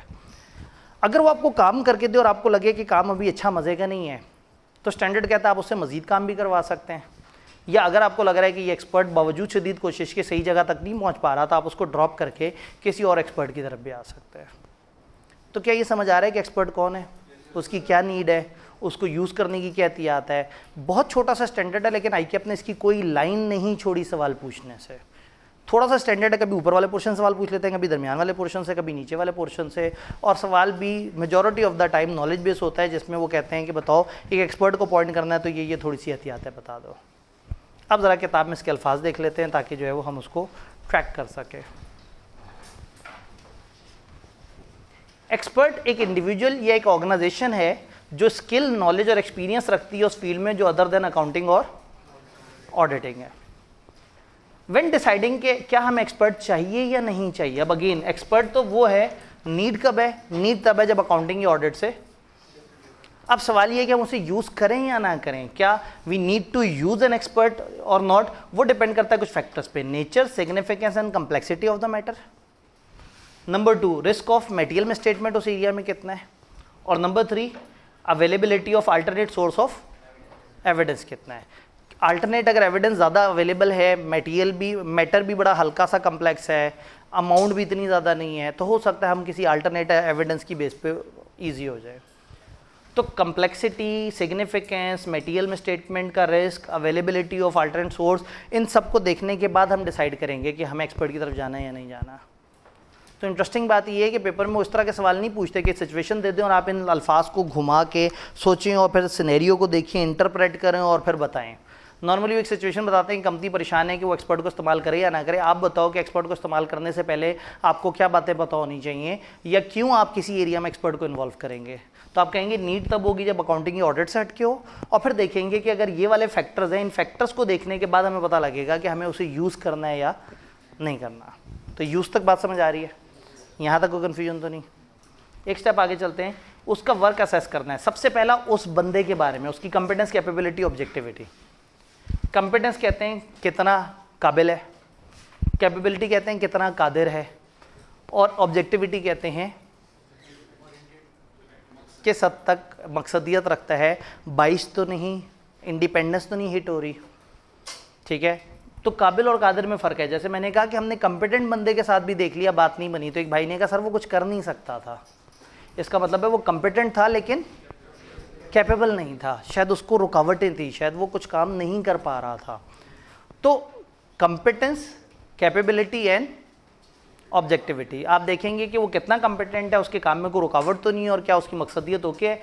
उसके साथ पर्सनल एक्सपीरियंस उससे आपको पता लग जाएगा, उसके डिस्कस करके आपको पता लग जाएगा, कुछ और ऑडिटर्स आपकी फील्ड के जो उनके साथ फेमिलियर उससे पता लग जाएगा, उस एक्सपर्ट की क्वालिफिकेशन, मेंबरशिप ऑफ बॉडी, किसी भी प्रोफेशनल बॉडी का अगर वो मेंबर है, उससे इंडस्ट्री की एसोसिएशन को लाइसेंस, कोई इस तरह की कोई भी रिकग्निशन अगर उसके पास है कि वो कहे कि जी वो न्यूयॉर्क में कॉन्फ्रेंस हुई थी, उस कॉन्फ्रेंस में दुनिया के बेस्ट एक्सपर्ट्स को अवार्ड मिला था और मैं भी उनमें से एक हूँ, और वो सिर्फ इसी को पता हो कि न्यूयॉर्क में कोई ऐसी एक्सपो हुई थी और ये वो सर्टिफिकेट, तो इस तरह की कोई रिकग्निशन है उसके पास, कोई पब्लिश किताबें हैं।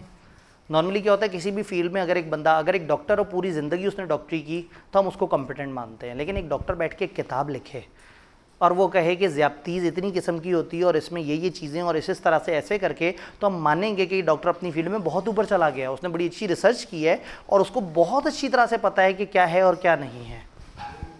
तो जिसकी पब्लिश बुक्स हों, आर्टिकल्स हों, इस तरह की चीज़ें हों, तो उसके बारे में हम कंसिडर करेंगे कि ये थोड़ा ज़्यादा कॉम्पिटेंट है। तो सबसे पहले देखा हमने उस बंदे के बारे में, फिर अंडरस्टैंडिंग लेंगे उस एक्सपर्ट की फील्ड ऑफ एक्सपर्टीज़, वो कौन सी फील्ड से है और उस फील्ड में मज़ीद कौन सा एरिया है। हमने एक बंदे को कहा कि जी हमें एक एक्सपर्ट चाहिए जो गैसेस का एक्सपर्ट हो। आ गया, जब बंदे को हम अपने पास लेके आए, हमने कहा जी ये मशीन में सीएनजी है, आपने इसको मैयर करना है, ये कंप्रेस नेचुरल गैस है। उसने कहा जी मैं इस गैस का एक्सपर्ट नहीं हूँ, मैं तो वो गुब्बारों में जो गैस भरते हैं ना, वो बच्चों को जो बेचा जाता है, वो वाली गैस मुझे अच्छी तरह से पता है कि वो कैसी गैस है और वो किस तरह से जो है ना। तो गैस भी तो कई तरह की है, डॉक्टर भी तो कई तरह का है, वैल्यूअर भी तो कई तरह का है, इंजीनियर भी तो कई तरह का है।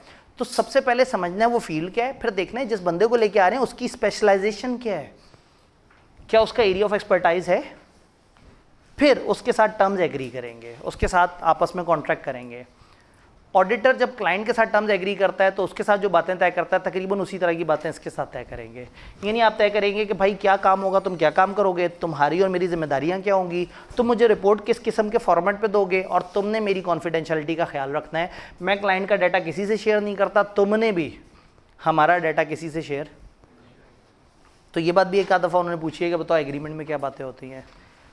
एग्रीमेंट कर लिया, अब उसके काम की एडिक्वेसी देखेंगे, उसकी कंक्लूजन की रीजनेबलनेस देखेंगे, उन कंक्लूजन्स की कंसिस्टेंसी बाकी एविडेंस के साथ देखेंगे, उसकी मेन अजम्पशंस और मेथड्स की सिग्निफिकेंस देखेंगे और देखेंगे कि क्या वो चीज़ मुनासिब है या नहीं है, वो रीज़नेबल बनता था या नहीं बनता था, क्या इस सिचुएशन में वो मेथड लगाना चाहिए भी था या नहीं था। Relevance, completeness and accuracy of source data देखेंगे। ये देखेंगे कि उसके पास जो डाटा गया था क्या वो सही था। भाई ये एक शख्स है जिसको मैं कह रहा हूँ कि आपने इनकी कैलकुलेशन को चेक करना है, एटलीस्ट इतना तो देखूँ कि उस तक कैलकुलेशन तो सही पहुँच रही है, तो उसको सोर्स डाटा सही मिला, उसकी अजम्पशंस क्या थी, उसकी कैलकुलेशंस क्या थे, उसके पैटर्न क्या थे, उसने क्या कंक्लूजन दी, उसकी कंक्लूजन बाकी एविडेंस से कितना मैच कर रहा है। इन सब को देखने के बाद मुझे एब्सोल्यूट ना सही रीज़नेबल लेवल की एश्योरेंस मिल जाएगी कि उसने जो काम किया है वो थोड़ा मुनासिब लग रहा है। देन अगर उसका काम एडिक्वेट नहीं है तो या तो हम एग्री कर लें कि मज़ीद काम करो हमारे साथ, या हम किसी और प्रोसीजर की तरफ चले जाएं। और एडिशनल प्रोसीजर किसी और तरीके की वेरिफिकेशन भी हो सकती है और एक अलग एक्सपर्ट बुलाना भी हो सकता है। फिर आखिरी बात ये कि क्या हम उसको अपनी रिपोर्ट में रेफ़र कर सकते हैं। हम अपनी रिपोर्ट में एक्सपर्ट को तब तक रेफ़र नहीं कर सकते जब तक उसकी फील्ड उसको अलाउ नहीं कर रही। तो एक्सपर्ट से आइडियली हमें शुरू में पूछ लेना चाहिए, और ऐसा एक्सपर्ट जिसका हम नाम ना इस्तेमाल कर सकें, हमें कोशिश करना चाहिए कि हम किसी और एक्सपर्ट की तरफ जाएं।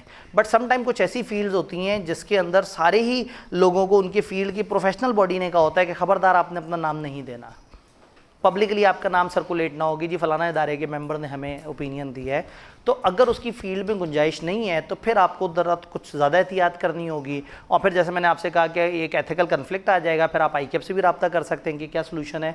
Auditor should not refer in his report to the use of an expert unless required by, जब तक लॉ ने रिक्वायर नहीं किया तब तक ऑडिटर को अपनी रिपोर्ट में एक्सपर्ट को रेफ़र नहीं करना चाहिए।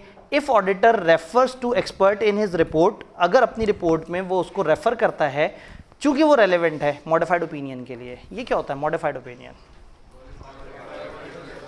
अगर ओपिनियन बदल रही है, ख़राब हो रही है, आप कई तरह की भी ओपिनियंस पढ़ेंगे इंशाल्लाह चैप्टर 14 में जाके, तो अगर एक ओपिनियन ख़राब करनी पड़ी एक्सपर्ट की वजह से तो फिर आप उसको रेफ़र करेंगे। लेकिन रेफरेंस के बाद भी आपने क्लियरली लिख देना है कि भाई मैंने अगर उसकी रिपोर्ट का तस्करा किया, उसका ये मतलब नहीं कि मेरी जिम्मेदारी नहीं है। ऐसा नहीं होगा आप कहेंगे उस एक्सपर्ट ने कहा था काम गलत है तो हमने भी सोचा गलत है, बस अब उस एक्सपर्ट को जाके पूछो। ऑडिट किसने करना है, जिम्मेदारी किसकी है, हमारी। तो एक एक्सपर्ट को इस्तेमाल करने के बाद भी ये हमारी ही जिम्मेदारी है कि we have to make it clear कि ये ऑडिट हमने किया है, हमने एक्सपर्ट को यूज़ किया था, लेकिन एक्सपर्ट को यूज़ करने के बाद हमने उसकी सारी एहतियातें, सारी प्रिकॉशंस पूरी की हैं, और अब जो है ये ऑडिट है, इसकी ज़िम्मेदारी हम ले रहे हैं। बात समझ आई? तो बहुत ही छोटा सा, सीधा साधा सा, मासूम सा स्टैंडर्ड है, जिसको अच्छी तरह से समझना बड़ा ज़रूरी है कि आपको आइडिया हो कि ये स्टैंडर्ड क्या कह रहा है, किस तरह से कह रहा है, किन अल्फाज में बात कर रहा है। डन। दूसरा स्टैंडर्ड शुरू करते हैं और उसमें फिर बीच में एक वो जो 10 मिनट की सिंबॉलिक ब्रेक है वो कर लेंगे, ताकि आप मुंह पे छींटे छींटे मार के आएँ और फ्रेश होके आके दोबारा मुझे सुन सकें। ठीक है? हाँ, आप नीचे जाके चाय पी के और जल्दी से वापस आ सकें। ठीक हो गया। अगला अहम सवाल, इंटरनल ऑडिट किसे कहते हैं? रादर मैं पूछूंगा इंटरनल ऑडिटर किसे कहते हैं? कौन है जी इंटरनल ऑडिटर?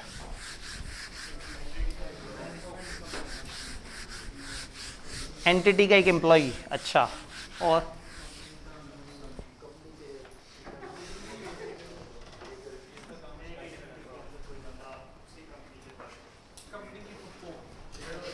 एक बंदा जो किसी कंपनी के अंदर मौजूद है। एक भाई ने कहा कंपनी की फुप्पो। क्यों फुप्पो ऐसी को इतनी खतरनाक कैरेक्टर होती हैं? आप देखें सोशल मीडिया का कमाल के कितने मुकद्दस रिश्तों के बारे में किस किस्म की बातें मशहूर कर दी। ठीक है, तो बहरहाल ये है कि इन्होंने कहा कंपनी की फुप्पो। गालबन फुप्पो से इनका मुराद होगा कोई बंदा जो शिकायतें लगाता है। ठीक है जी। और शेयर होल्डर्स का सॉर्ट ऑफ नुमाइंदा। मैं अपनी तरफ से नहीं कह रहा, मुझे जो कहा गया मैं वो रिपीट कर रहा हूँ। और लीगल मैटर्स चेक करने वाला कोई बंदा होता होगा, एक इंडिपेंडेंट पर्सन होता होगा। अब अगेन बात ये है कि वो तो हम आगे चल के डिटेल से पढ़ेंगे ना, अभी तो मैं आप लोगों से राय ले रहा हूँ। जो चीज़ों को ओवरसी कर रहा होगा, पॉलिसीज़ वगैरह को देखता होगा, कंट्रोल्स को देखता होगा। देखें, एक सेठ की नज़र से सोचें, एक सेठ है, करोड़ों की उसकी कंपनी चल रही है। एक ऑडिटर आता है बाहर से, एंटिटी से ताल्लुक भी कोई नहीं, उसके साथ 3-4 उछलते कूदते नौजवान होते हैं, नन्हे मुन्ने राही। मतलब देखें ना, आप लोग अभी कौन से तरह मैच्योर हुए, आप फर्म में जाके सोचें आप ऑडिटर बन के जा रहे होंगे तो आप अपने ऊपर कैसे एक मैच्योरिटी लेके आएंगे। तो हैं तो वही नन्हे मुन्ने राही, वही लोग जो कि अभी बहुत ज़्यादा मैच्योर नहीं हैं, वो जो सेमी मैच्योर हैं। भाई पार्टनर जितने मैच्योर तो आप नहीं होंगे। तो उन्होंने देखा कि एक साहब ऑडिटर अपॉइंट होते हैं, उनके साथ 3-4 शरारती से नौजवान आते हैं, वो 3-4 महीने काम करते हैं और उसके बाद हमारे इदारे के हज़ारों एम्प्लॉयज़ की लाखों ट्रांजैक्शन में से हमें फ्रॉड भी निकाल के दे देते हैं, हमें बहुत सारे एरर्स भी बता देते हैं, हमारे कंट्रोल्स को भी चेक कर देते हैं, कंट्रोल्स के प्रॉब्लम्स भी हमें बता देते हैं, हमें ओपिनियन भी दे देते हैं और ये भी कह देते हैं कि समझो 70-80% तसल्ली हो गई। तो उसने कहा कितने अच्छे ये लोग हैं जो साल में एक दफ़ा आते हैं, थोड़ा सा काम करते हैं और उसके बाद मेरे इदारे के इतने सारे मसले मुझे पता लग जाते हैं। क्या ही अच्छा हो कि अगर मेरे पास परमानेंटली ऐसे बंदे मौजूद हों जो हर वक्त मौजूद हैं, हर वक्त प्रॉब्लम्स आइडेंटिफाई करते रहें, हर वक्त चीज़ें बताते रहें, हर वक्त इश्यूज़ सामने लेके आएँ। और जब मौजूद हों परमानेंटली तो कितना अच्छा हो कि ट्रांजैक्शन होने से पहले मैं कहूँ जी पहले इंटरनल ऑडिटर से अप्रूव करवाओ फिर आएगी। तो हर इदारे की ख्वाहिश ये है कि अगर उनके पास पक्के पक्के कुछ ऑडिटर्स आ जाएं। मैं इस पूरे सिलेबस में आज के अलावा आगे भी और आज से पहले जो भी बात हो रही थी और अभी से पहले जितनी भी बात हो रही थी, जब जब ऑडिटर बोलता था तो मैं एक्सटर्नल ऑडिटर की बात करता था। हम जिस ऑडिटर को पढ़ रहे हैं वो एक्सटर्नल ऑडिटर है जो बाहर की दुनिया से आता है, चीज़ों को चेक करता है और ओपिनियन दे देता है। तो फिर एक इंटरनल ऑडिटर की नीड इदारे के बड़ों को लगा कि इदारे में भी अपने अंदर कुछ ऑडिटर मौजूद हों जो पक्के पक्के मौजूद हों तो कितना ही मज़ा आए। तो फिर क्या होता है, इदारे वाले जो है कुछ ऑडिटर को अपॉइंट कर लेते हैं, वो उनके अंडर आ जाते हैं और वो उस इदारे में ऑडिट शुरू कर देते हैं, लेकिन उधर उसको वो तसल्ली नहीं मिलती जो एक्सटर्नल ऑडिट में मिलती है। जब आपने एक बंदे को एम्प्लॉय के तौर पे अपने अंडर रख लिया तो वो बंदा उतना अच्छा इफेक्टिव नहीं है जितना एक्सटर्नल ऑडिटर था। भला क्यों? ये इंडिपेंडेंट नहीं है, ये इदारे में मैनेजमेंट के अंडर आ रहा है, बहुत सारी चीज़ों में उनको रिपोर्ट कर रहा है, बहुत सारी जगह इसकी तनख्वाह में इजाफे का फ़ैसला इसके ऊपर वालों ने करना है। तो जिसने इसकी तनख्वाह में इजाफे का फ़ैसला करना है, क्या उसका कोई इशू रिपोर्ट करेगा? जिसने इसे हायर किया है, जिसने इसे प्रमोट किया, जो इससे ऊपर का बॉस है, इसके डिपार्टमेंट का नहीं है, दूसरे डिपार्टमेंट में से सीनियर रैंक का बंदा है, अगर ये उसके साथ बिगाड़ेगा तो वो इसके डिपार्टमेंट की, इसके लेवल के ऊपर के बॉस को कहेगा यार इस बंदे को तुमने जो है ना इसके साथ बुरा सलूक करना है, ये मुझे तंग करता है। तो प्रॉब्लम ये है कि आप एक फुल टाइम ऑडिटर तो ले आए, लेकिन जब वो फुल टाइम ऑडिटर इदारे के अंदर आके बैठा तो वो इंडिपेंडेंस खो बैठा। जब उसकी इंडिपेंडेंस ही नहीं रही तो उसकी क्वालिटी भी आउट होगी, वो काम भी बाइज्ड हो जाएगा, वो काम भी सही से नहीं कर सकेगा। तो प्रॉब्लम ये है कि पहला प्रॉब्लम कि हम इंटरनल ऑडिटर लेके आएँ या ना लेके आएँ, हर इदारा इंटरनल ऑडिटर नहीं लेके आता। अगर एक इदारे के पास बजट ही नहीं है इतना, एक्सटर्नल ऑडिट करा लिया बड़ी मुश्किल से, उसके पैसे ही निकल आए, बड़ी बात है, तो अक्सर इदारे तो इंटरनल ऑडिटर को इसलिए नहीं लेके आएंगे कि बिला वजह का खर्चा है, कुछ इसलिए नहीं लेके आएंगे कि खर्चा कर भी लो तो ये इंडिपेंडेंट ही नहीं होता।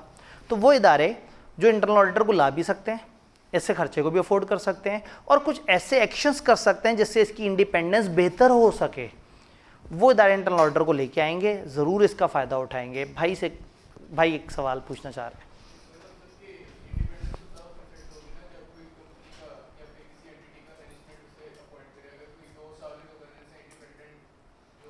जी बिल्कुल, अगेन मैं इसीलिए आपके सवाल को इसलिए होल्ड कर रहा था कि मैंने एंड तक इस प्रॉब्लम के ऊपर बात की कि हम तभी इंटरनल ऑडिटर की तरफ आएंगे जब नंबर 1 हम उससे अफोर्ड कर सकते हैं, नंबर 2 वो हमारे पास इतना वो सिस्टम मौजूद है कि वहाँ पे काम करें, हम उसको इख्तियारात दें, और नंबर 3 उसकी इंडिपेंडेंस बेहतर कर सकें हम। तो अगर हम इंडिपेंडेंस बेहतर कर सकते हुए तो फिर लेके आएँ, वरना फ़ायदा कोई नहीं। वो सिर्फ एक सिंबॉलिक आदमी होगा, वो सिर्फ खर्चा कर रहा होगा और उसका हमें फ़ायदा नहीं हो रहा होगा। तो इंटरनल ऑडिटर एक ऐसा शख्स है जो बड़ों ने अपॉइंट किया, और बड़ों ने नॉर्मली नीचे की मैनेजमेंट के थ्रू ही अपॉइंट किया। वो आया है, वो एंटिटी के अंदर बैठा है, एंटिटी के इश्यूज़ को देख रहा है और एंटिटी के बड़ों को उन इश्यूज़ की रिपोर्ट दे रहा है। ये बात समझ आई? तो जब एक बंदा है ही आपका मुलाजिम, तो सिर्फ अकाउंट्स ही क्यों चेक करवाएं,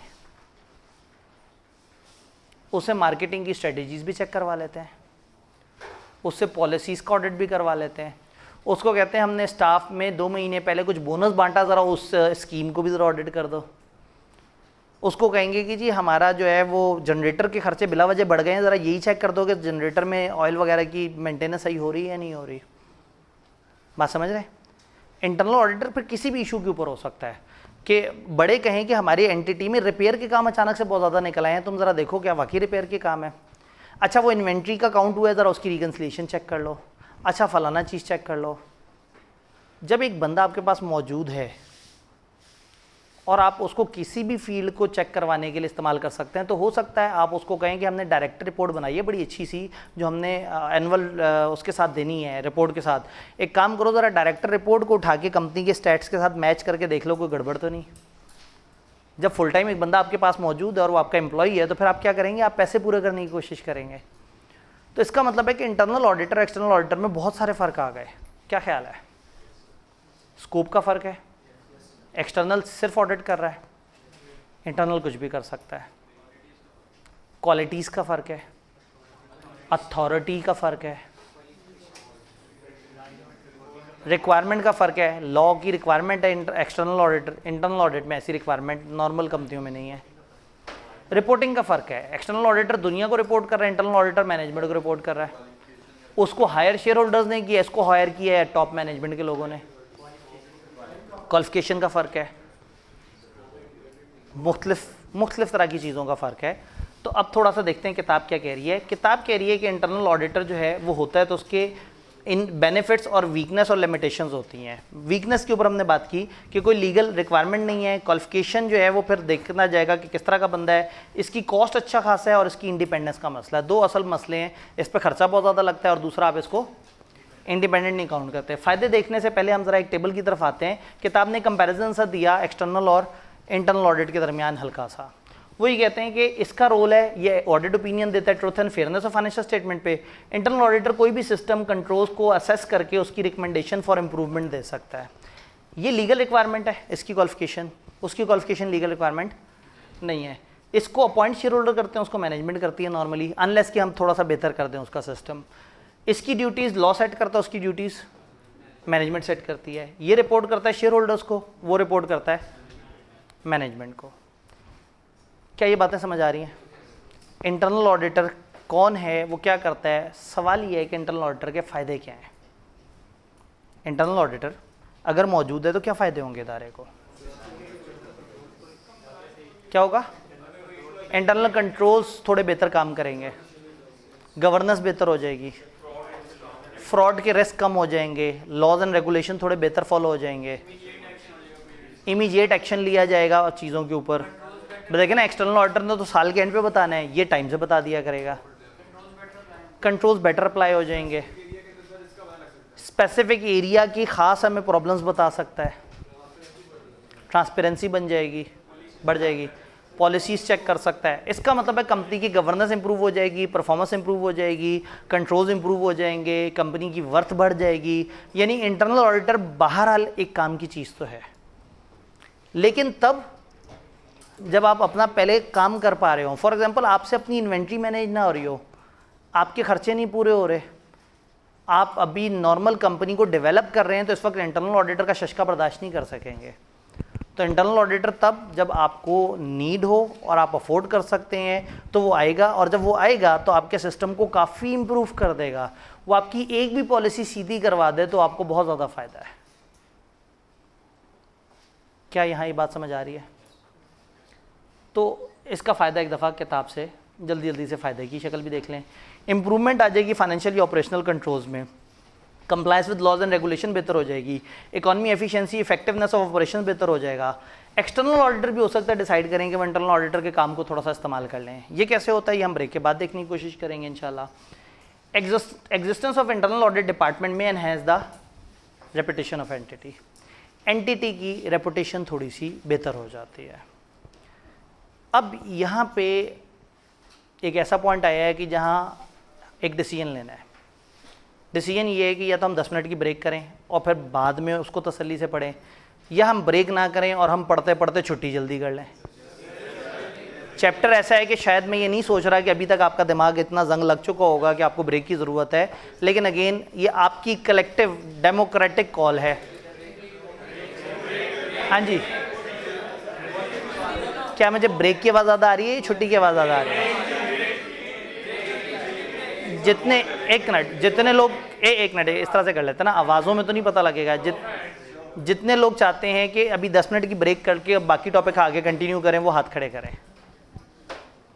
तो हमें 1 2 3 4 सिग्निफिकेंटली जो है ना वो हाथ ब्रेक की तरफ कम है। ध्यान से देख लें। भाई ने कहा मैंने तो 2 हाथ खड़े किए थे फिर भी जी। तो जहाँ से मैं देख रहा हूँ वहाँ से आप लोग हार चुके हैं। वाह, सुना सुना लग रहा है डायलॉग। तो इन्होंने कहा सर वेटेड एवरेज कैलकुलेट करें। आप ये देखें कि संजीदा बच्चे कितने हैं और गैर संजीदा बच्चे कितने हैं। असल में मेरी अपनी प्रोफेशनल जजमेंट भी तो इस टाइम पे मुझे थोड़ी बाइस्ड कर रही है। मुझे नज़र आ रहा है कि अभी हमने कोई इतना बहुत ज़्यादा पेचीदा पढ़ा ही नहीं, तो हो सकता है हम अगर यहीं से फ्लो में पढ़ते चले जाएं तो हम आज का टारगेट जल्दी कंप्लीट कर लें।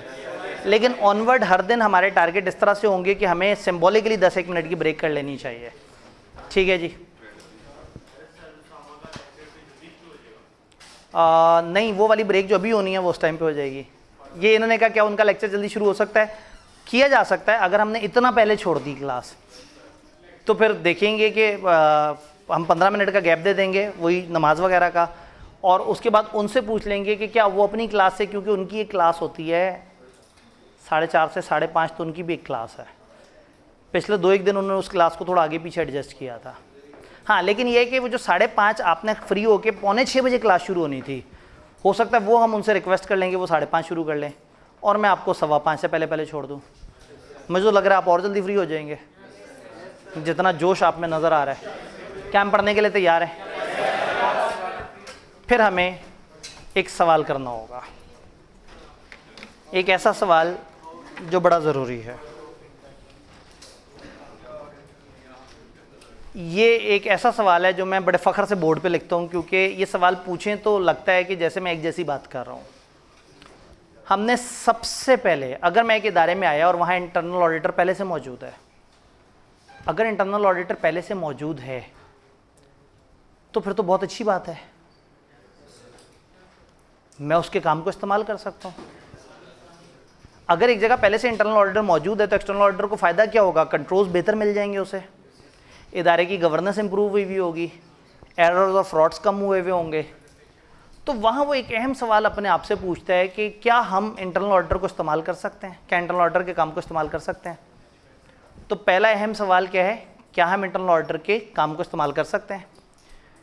फिर वो पलट के एक और सवाल अपने आप से पूछता है कि क्या हम इंटरनल ऑडिटर के काम को इस्तेमाल कर सकते हैं?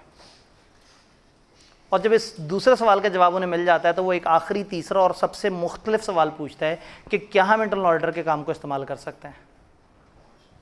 ये एक ही जुमला 3 दफ़ा बताने का एक मकसद है। आगे से स्टैंडर्ड की ना लैंग्वेज ऐसी लग रही होगी, आप कहेंगे ये बात अभी तो मैं पढ़ के आया था, फिर गौर से पीछे जाके देखेंगे तो वो अल्फाज थोड़े से फ़र्क होंगे। तो ये 3 अलग अलग सवाल हैं। सवाल क्या है? क्या हम इंटरनल ऑडिटर के काम को इस्तेमाल कर सकते हैं? हरूफे इजारिया, हरूफे इस्तजाबिया। जब उर्दू ही लिख रहे हैं तो मेरे ख्याल में इतनी उर्दू तो क्या होगा? असल में ये सवाल नहीं पूछ रहे हम, अपने आप से ताज्जुब से जो है ना वो कर रहे हैं। जैसे ऐसा नहीं होता आप अपने आप से कहते हैं यार ऐसा हो भी सकता है, वो सवाल नहीं पूछ रहे होते, आप हरियान हो रहे होते हैं, ठीक है?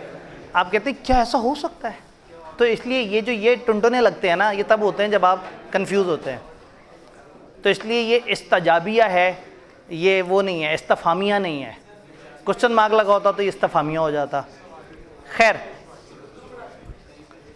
क्या हम इंटरनल ऑडिटर के काम को इस्तेमाल कर सकते हैं?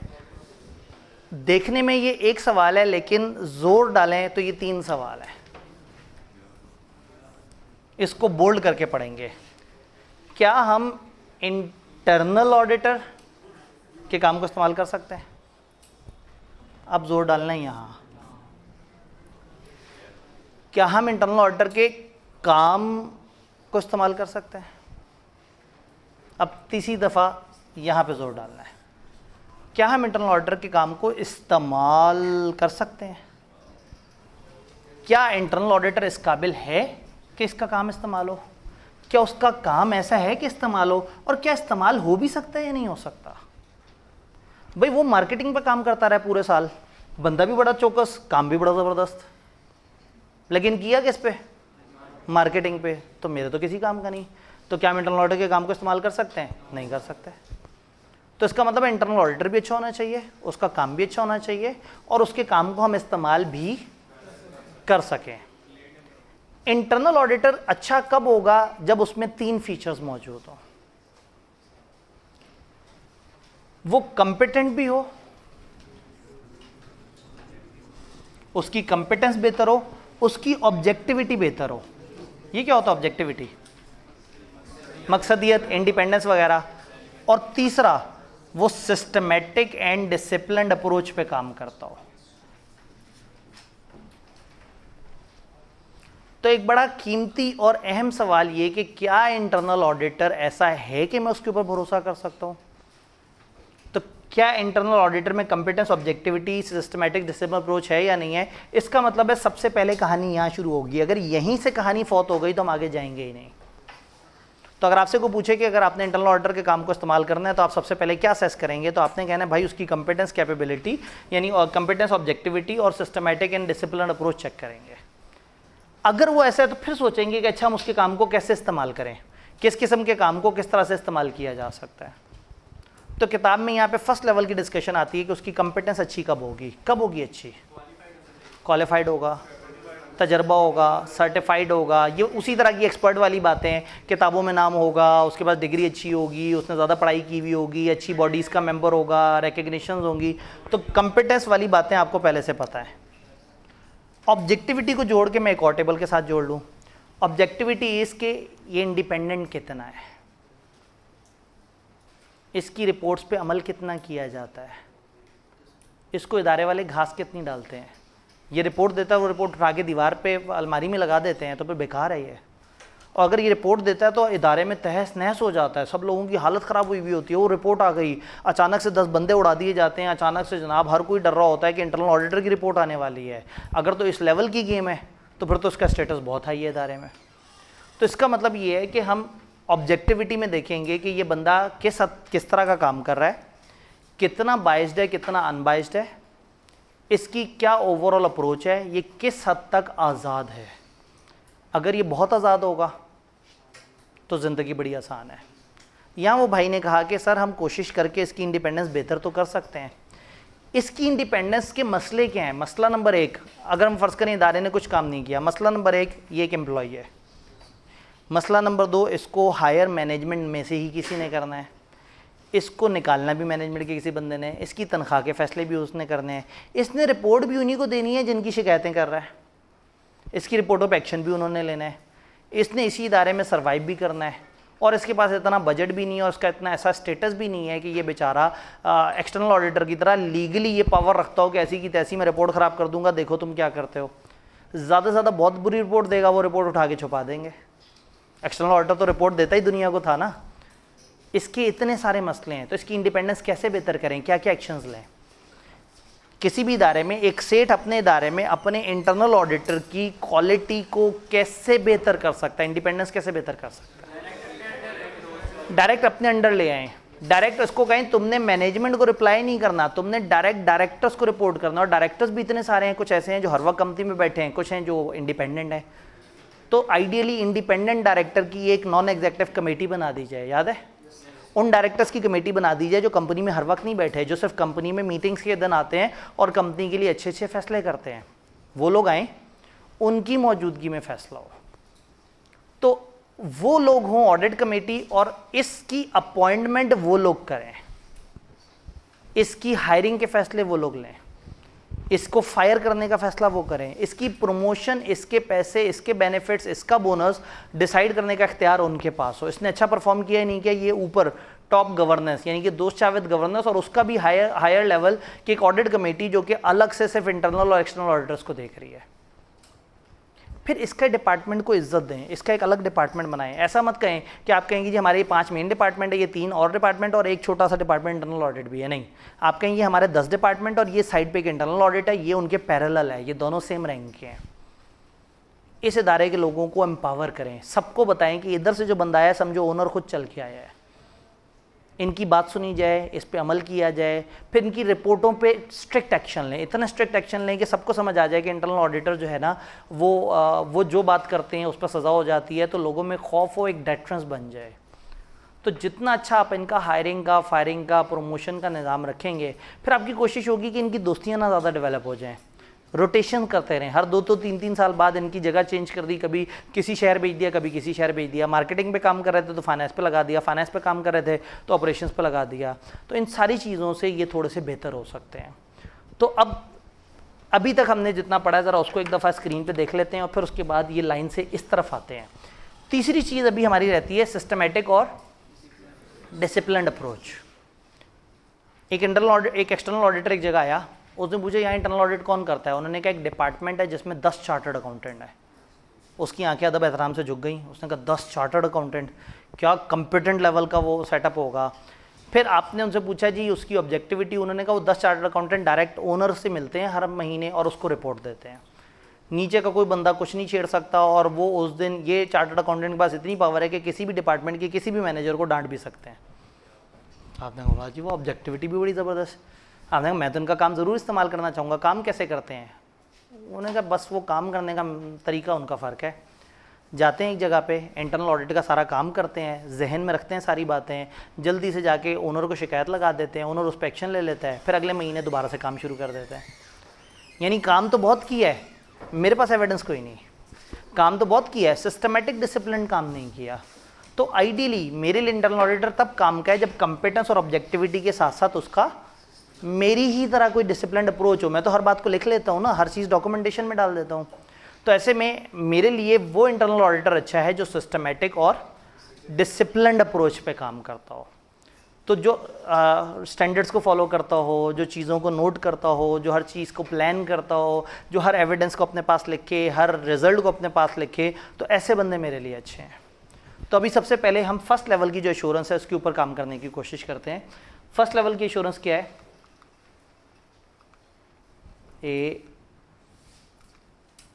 इवेल्युएटिंग इंटरनल ऑडिट फंक्शन, आपको किताब में एक जगह नजर आएगा एक टेबल सा।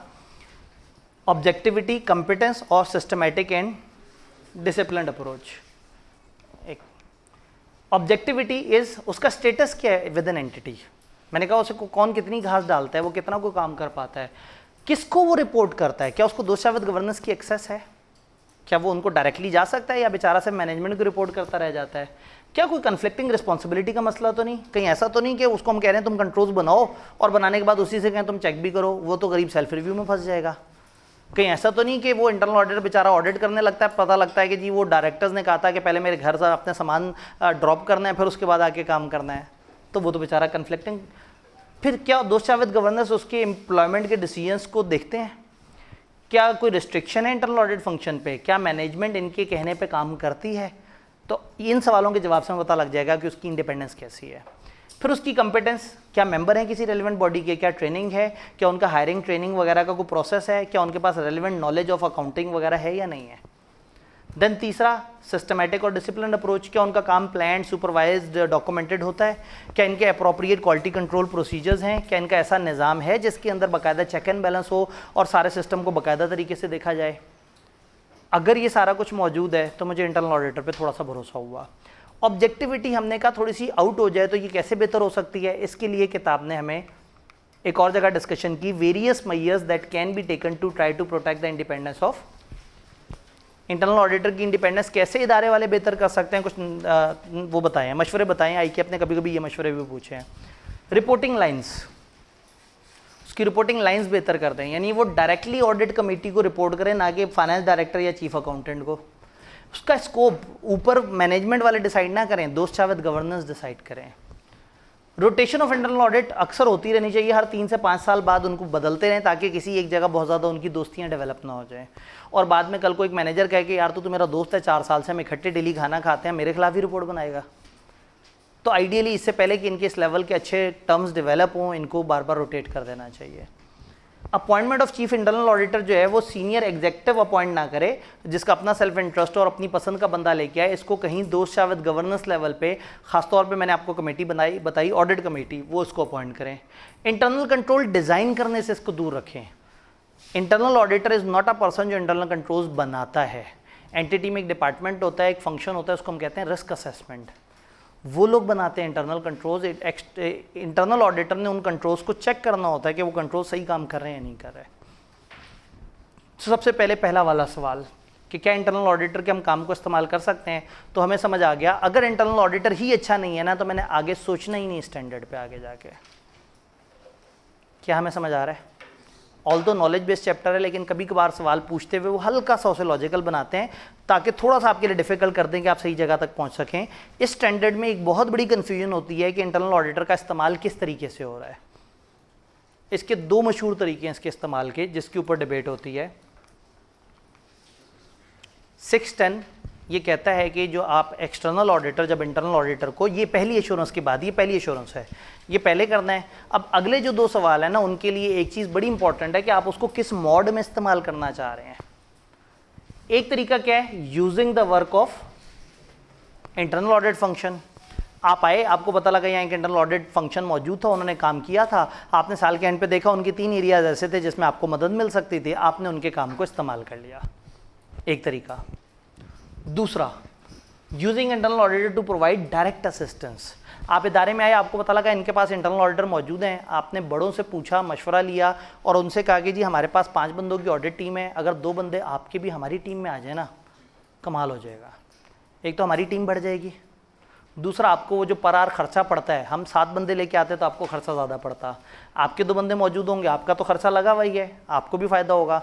तीसरा, वो बंदे आपके अंदर के बंदे हैं, उनको बड़ी अच्छी काम की बातें पता होंगी, तो अगर आपके अंदर वाले ऑडिटर और हम बाहर वाले ऑडिटर मिलके काम करेंगे तो मज़ा आ जाएगा। तो हो सकता है ओनर को आप समझा दें कि उन्हीं के इंटरनल ऑडिटर को मैं चाह रहा हूँ कि मेरी टीम के अंडर आ जाए। बहुत फ़र्क है दोनों पॉइंट में। इसमें उन्होंने काम किया है अपने तौर पे, अपने डिपार्टमेंट में खुद रह के काम किया है, और मैं उनके काम को इस्तेमाल कर रहा हूँ। और यहाँ क्या हो रहा है, यहाँ डायरेक्ट असिस्टेंस में उन लोगों को अपनी टीम में लेके आ रहा हूँ, तो दोनों में फ़र्क है। वहाँ काम होने के बाद साल के एंड पे इस्तेमाल हो रहे हैं, यहाँ साल के शुरू में अपनी टीम में लेके और मेरे ऑडिट स्टेप्स में मेरे अंडर हैं और वो मेरे साथ मिलके काम कर रहे हैं। तो दोनों जगह स्टेप्स अलग अलग हैं, दोनों जगह प्रोसीजर अलग अलग हैं। तो पेपर में ध्यान से उनके सवाल को पढ़ना है कि क्या वो आपको ये बता रहे हैं कि वो आपका टीम मेंबर बन गया है। अगर टीम मेंबर बन गया तो आपने डायरेक्ट असिस्टेंस वाले पोर्शन में जाके आंसर करना है। और अगर वो कहें कि जी आप मौजूद हैं, इंटरनल ऑडिटर का आपको काम मिला और अब आपने काम को चेक करना है या काम बताएं आप उस काम पे कैसे रिलाई करेंगे, तो फिर आप आएंगे पहले वाले पोर्शन की तरफ। ये बात समझ आई? अब दोनों पे डिस्कशन करते हैं। पहली डिस्कशन करते हैं work of internal audit function using the work of. अगर मैं एक इदारे में आता हूं और मुझे पता है कि यहाँ इंटरनल ऑडिटर ने काम किया है, तो अब ये दो सवाल, वो काम कैसा है और क्या मैं उस काम को इस्तेमाल कर सकता हूँ। पहली बात ये है कि इस्तेमाल कब कर सकता हूँ मैं उसके काम को,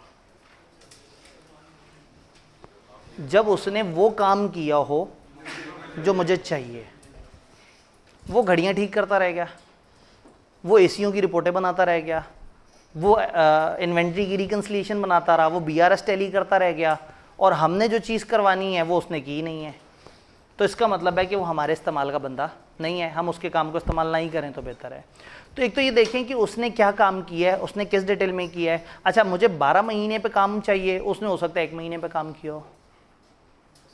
तो इसका मतलब ये है कि इंटरनल ऑडिटर का काम पकड़ूं और देखूं उन्होंने क्या काम किया था, कितनी डेप्थ में किया था, कौन कौन सी एरियाज़ को कवर किया था, और उन एरियाज़ का मेरे साथ रेलेवेंस है या नहीं। स्टैंडर्ड नहीं है कि इजाज़त दी है, उन्होंने कहा है कि दिस इज़ वेरी गुड कि अगर आप ऑडिट के स्टार्ट में ही एंटिटी के बड़ों से एक दफ़ा मिले और उनको कहें कि जी आपके इंटरनल ऑडिटर को हमने एक रिक्वेस्ट करनी है। अगर वो आपकी इंटरनल ऑडिटर से मुलाकात करा दें तो आप शुरू से ही बता दें कि देखो मेरे पास ये 25 एरियाज़ हैं ऑडिट में, मैं 3 एरियाज़ में चाह रहा हूँ कि तुम लोग मुझे सपोर्ट कर दो। तो तुम लोगों ने अपने पूरे साल में अलग अलग एरियाज़ का ऑडिट तो करना है, मेरा भाई मेरी फरमाइश पे 3 एरियाज़ तो मेरे लिए कर दोगे।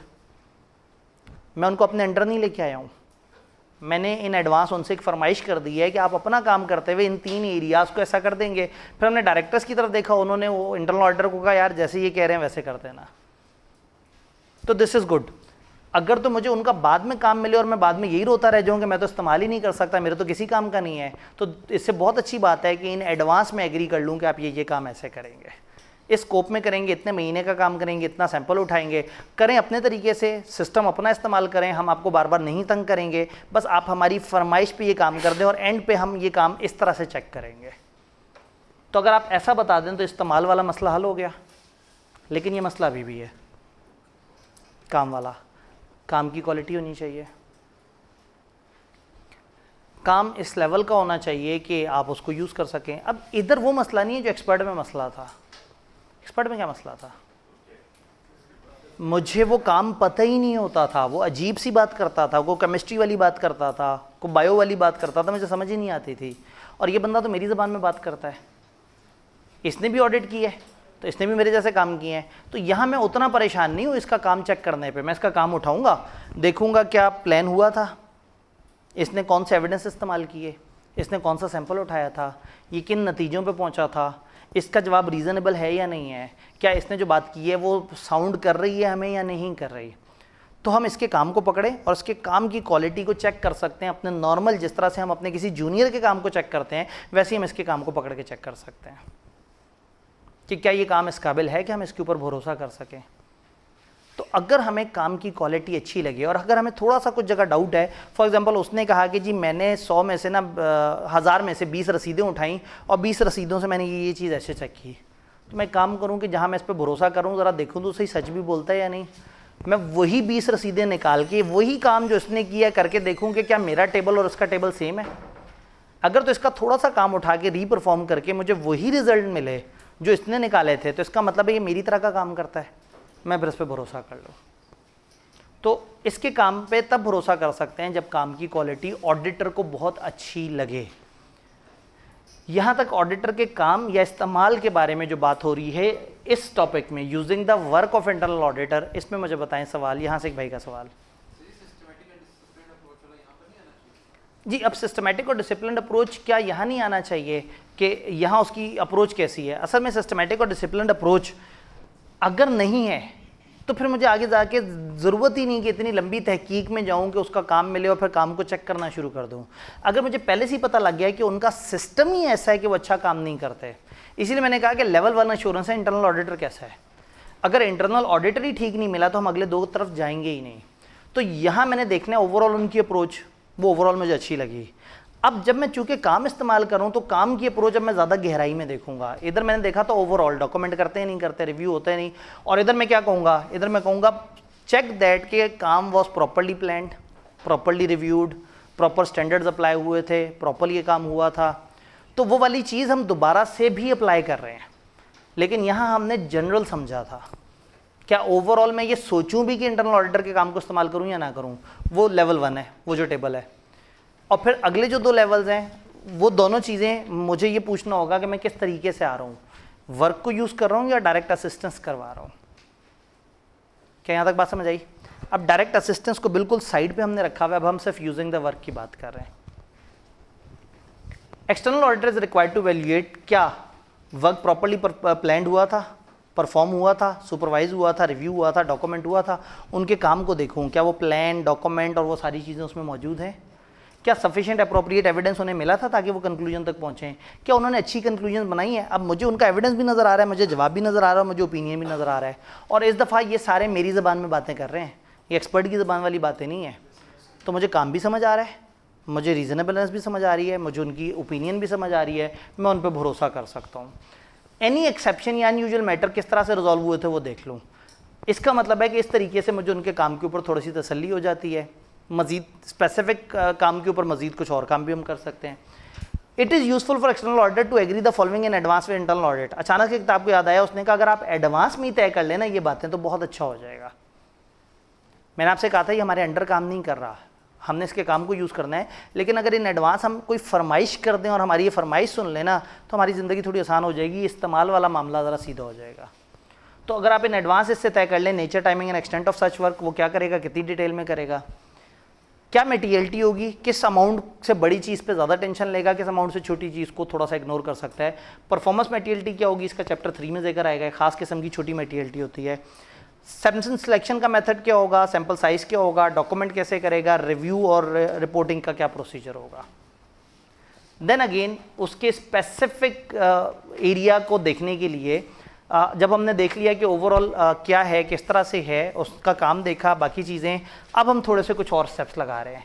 इंक्वायरी करें अप्रोप्रिएट इंडिविजुअल से इंटरनल ऑडिट। आपने काम देख लिया, अब उनके कुछ लोगों के साथ मिलकर थोड़ा सा मजीद अंडरस्टैंडिंग लें, भाई आपने जो ये काम किया ये क्यों किया, इस काम में ये कैसे हुआ था। अच्छा, उस मीटिंग में आपने लिखा है कि मीटिंग में वो बंदा बहुत गुस्से हो गया था, क्या क्या बातें कर रहा था वो, ऐसा क्या इशू बन गया था। तो कुछ चीज़ों को आप थोड़ा सा ज़्यादा ध्यान से समझने के लिए आप उन बंदों से इंक्वायरी भी कर सकते हैं, उनके काम को ऑब्जर्व भी कर सकते हैं। अगर आपके सामने उन्होंने कुछ काम किया हम ऑब्जर्व कर सकते हैं।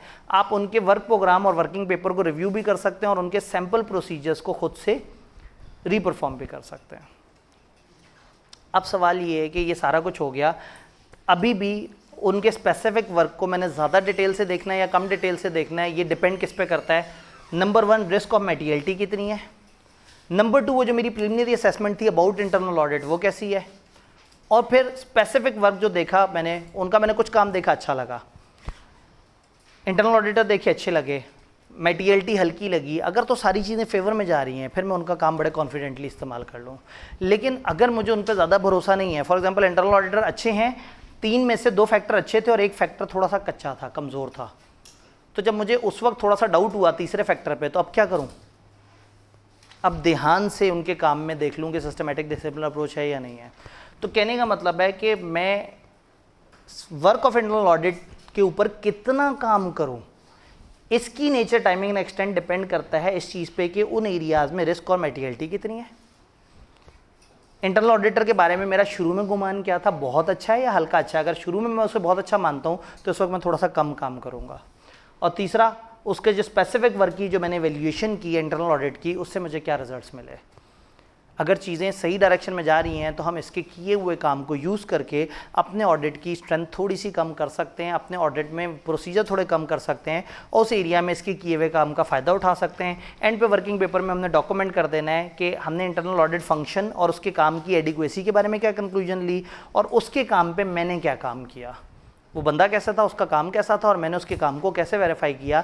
ये चीज़ें आप उठा के डॉक्यूमेंट कर लें तो ऐसे में हो सकता है कि आप अपने ऑडिट का 8-10% या 5-6% ऑफ द काम इंटरनल ऑडिटर के काम से रिप्लेस कर लें और आप कहें कि जब बंदा मौजूद है, काम किया हुआ है, तो दोबारा काम करने का ऐसा कोई ख़ास फ़ायदा नहीं। Using the work of internal audit, अभी हम असिस्टेंस की तरफ नहीं गए, यूजिंग द वर्क में कोई सवाल?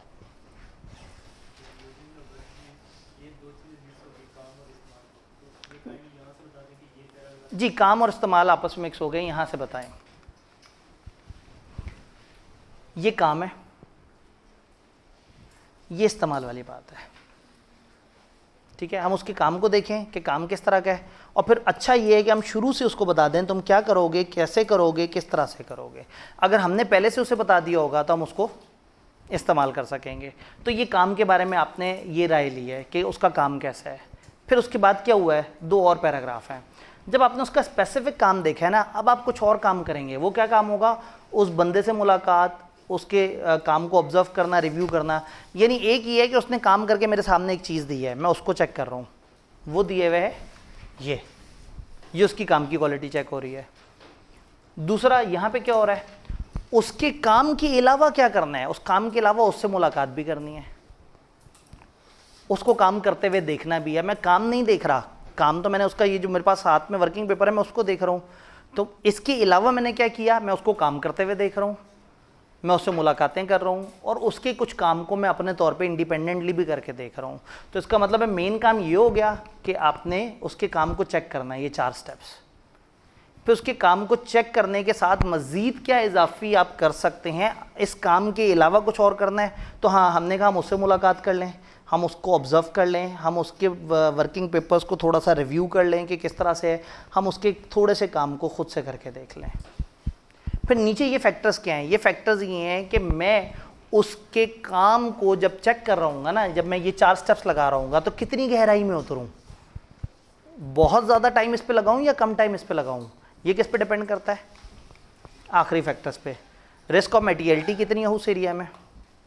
मेरी इंटरनल ऑडिट फंक्शन के बारे में शुरू में असेसमेंट क्या थी, अगर शुरू में मैं बहुत ज़्यादा स्ट्रॉन्ग मानता हूँ इन्हें, तब क्या होगा, मैं उनके काम को चेक कर रहा हूँ लेकिन थोड़ा फीके मिजाज से, हल्का हल्का सा करके चेक कर रहा हूँ। बात समझ आ रही है। और देन जो स्पेसिफिक वर्क देखा है, जब उस स्पेसिफिक वर्क से मुझे थोड़ी सी अच्छी एश्योरेंस आना शुरू हो गई तो फिर मैं अब ज़्यादा उसके ऊपर काम ना करूँ, ज़्यादा मैं इंक्वायरीज़ की तरफ मत जाऊँ, ज़्यादा रिकैलकुलेशंस की तरफ मत जाऊँ। कहने का मतलब अगर मुझे तसल्ली हो रही है तो मैं कम काम करूँ, अगर तसल्ली नहीं हो रही तो ज़्यादा काम करूँ। लेकिन एंड पे ओपिनियन किसने देनी है, हमने। और इस दफ़ा आपने रिपोर्ट में लिख भी नहीं सकते कि आपने इंटरनल ऑडिटर पर रिलाई किया है। अगर उस एरिया में गड़बड़ निकाल दी उन्होंने, फिर वो एरिया हमें करना पड़ेगा सारा। हम ये नहीं कह सकते कि फलाना इंटरनल ऑडिटर ने हमें कहा था, हमने रिपोर्ट ख़राब कर दी। एक्सपर्ट के बारे में आप ऐसा कर सकते हैं, इंटरनल ऑडिटर में नहीं कर सकते। क्या यूजिंग द वर्क क्या थीम समझ आ रहा है। दूसरा थीम है डायरेक्ट असिस्टेंस। इसमें क्या फ़र्क है, क्या होगा इसमें, इंटरनल ऑडिटर तो आ ही हमारे अंडर जाएगा। अब देखिए हम क्या करते थे, हम कहते तो उसका काम कैसा है और क्या हम उसे इस्तेमाल कर सकते हैं या नहीं कर सकते, ये दोनों तो सवाल ही फारिग हो गए। ये दोनों चीज़ें तो अब रेगुलेट कर रहा है एक्सटर्नल ऑडिटर। क्या ख्याल है भाई, जब वो मेरी ही टीम में है तो मैं बताऊंगा भाई तुमने ये काम करना है, मैं बताऊंगा ये काम ऐसे करना है, मैं कहूँगा इस काम में ये चीज़ ऐसे होनी चाहिए, इस काम में ये चीज़ ऐसे होनी चाहिए। मैं उसके काम को इस्तेमाल कर सकता हूँ 100%। जब मैंने ही उसे अपॉइंट किया हुआ है, जब मेरे अंडर ही है, तो मैं उसे काम ही वो दूंगा जो मुझे चाहिए। तो इस्तेमाल वाली चीज़ काफ़ी हद तक यहाँ ख़त्म हो जाएगी, क्योंकि वो बंदा है ही मेरी टीम के अंडर। तो ऐसे में अगर मैं कहूँगा जी हमारे इंटरनल ऑडिटर ने अच्छा काम नहीं किया, तो बेसिकली मैं अपने ऊपर इल्ज़ाम लगा रहा हूँ कि मैंने अच्छा काम नहीं करवाया, मैं अच्छे तरीके से नहीं। मुझे लग रहा था कि मैंने डिवाइस चेंज कर दी है, जज्बाती हो गए जी। हाँ, अब सेल्फ रिव्यू के भी मसले आएंगे, भाई ने कहा। इस तरह भी चलते हैं ओवरऑल। सबसे पहले हम ये बात कर रहे हैं कि अगर तो ये लेवल 1 की एश्योरेंस है ही नहीं तो मैं उधर तो जा ही नहीं सकता। पहले तो ये तय है कि ये अच्छे लोग हैं, इंडिपेंडेंट हैं काफ़ी हद तक, और डिसिप्लिन्ड अप्रोच से काम करने की आदत है इनकी। अगर ऐसा है तो फिर मैं उधर जाऊँगा। अब उधर गया और मैंने 2 में से एक डिसीजन ले लिया, मैंने कहा मैं यूजिंग द वर्क की तरफ नहीं जा रहा, मैं क्या करूँगा, डायरेक्ट असिस्टेंस। तो अब सारे अगले सवाल मेरे ऊपर आ गए। अब सवाल ये नहीं है कि मैं उनके काम को इस्तेमाल कर सकता हूँ या नहीं, सवाल ये कि क्या मैं उनसे अच्छा काम करवा लूँगा। तो ऐसे में सारी बात आएगी क्या मैं उन्हें ट्रेन कर सकता हूँ। इसका मतलब है स्टेप 1, सबसे पहले मैं मैनेजमेंट से इजाज़त लूँगा कि जी आपके बंदे मेरे अंडर काम करेंगे। तो मैनेजमेंट लेवल, दूसरा गवर्नेंस लेवल पे कुछ एग्रीमेंट साइन होंगे। एक एग्रीमेंट होगा हमारा मैनेजमेंट से, जिसमें हम उनसे इजाज़त लेंगे कि उनका इंटरनल ऑडिट का डिपार्टमेंट हमें सर्विस देगा। नंबर 2, फिर इंटरनल ऑडिटर से हमारी मुलाकात होगी, इससे एक मीटिंग होगी जिसमें ये एक्नॉलेज करेगा कि ये वादा करता है कि ये हमारे अंडर काम करेगा। कुछ बंदे हमारे अंडर आ सकते हैं, सारे डिपार्टमेंट को अपने अंडर लाया जा सकता है, डिपेंड करता है किस तरह की सिचुएशन है। तो 2 अदद एग्रीमेंट होंगे 2 अलग अलग लेवल पे। फिर आप इन्हें बताएंगे कि ये तुम्हारा पूरे साल का स्कोप है।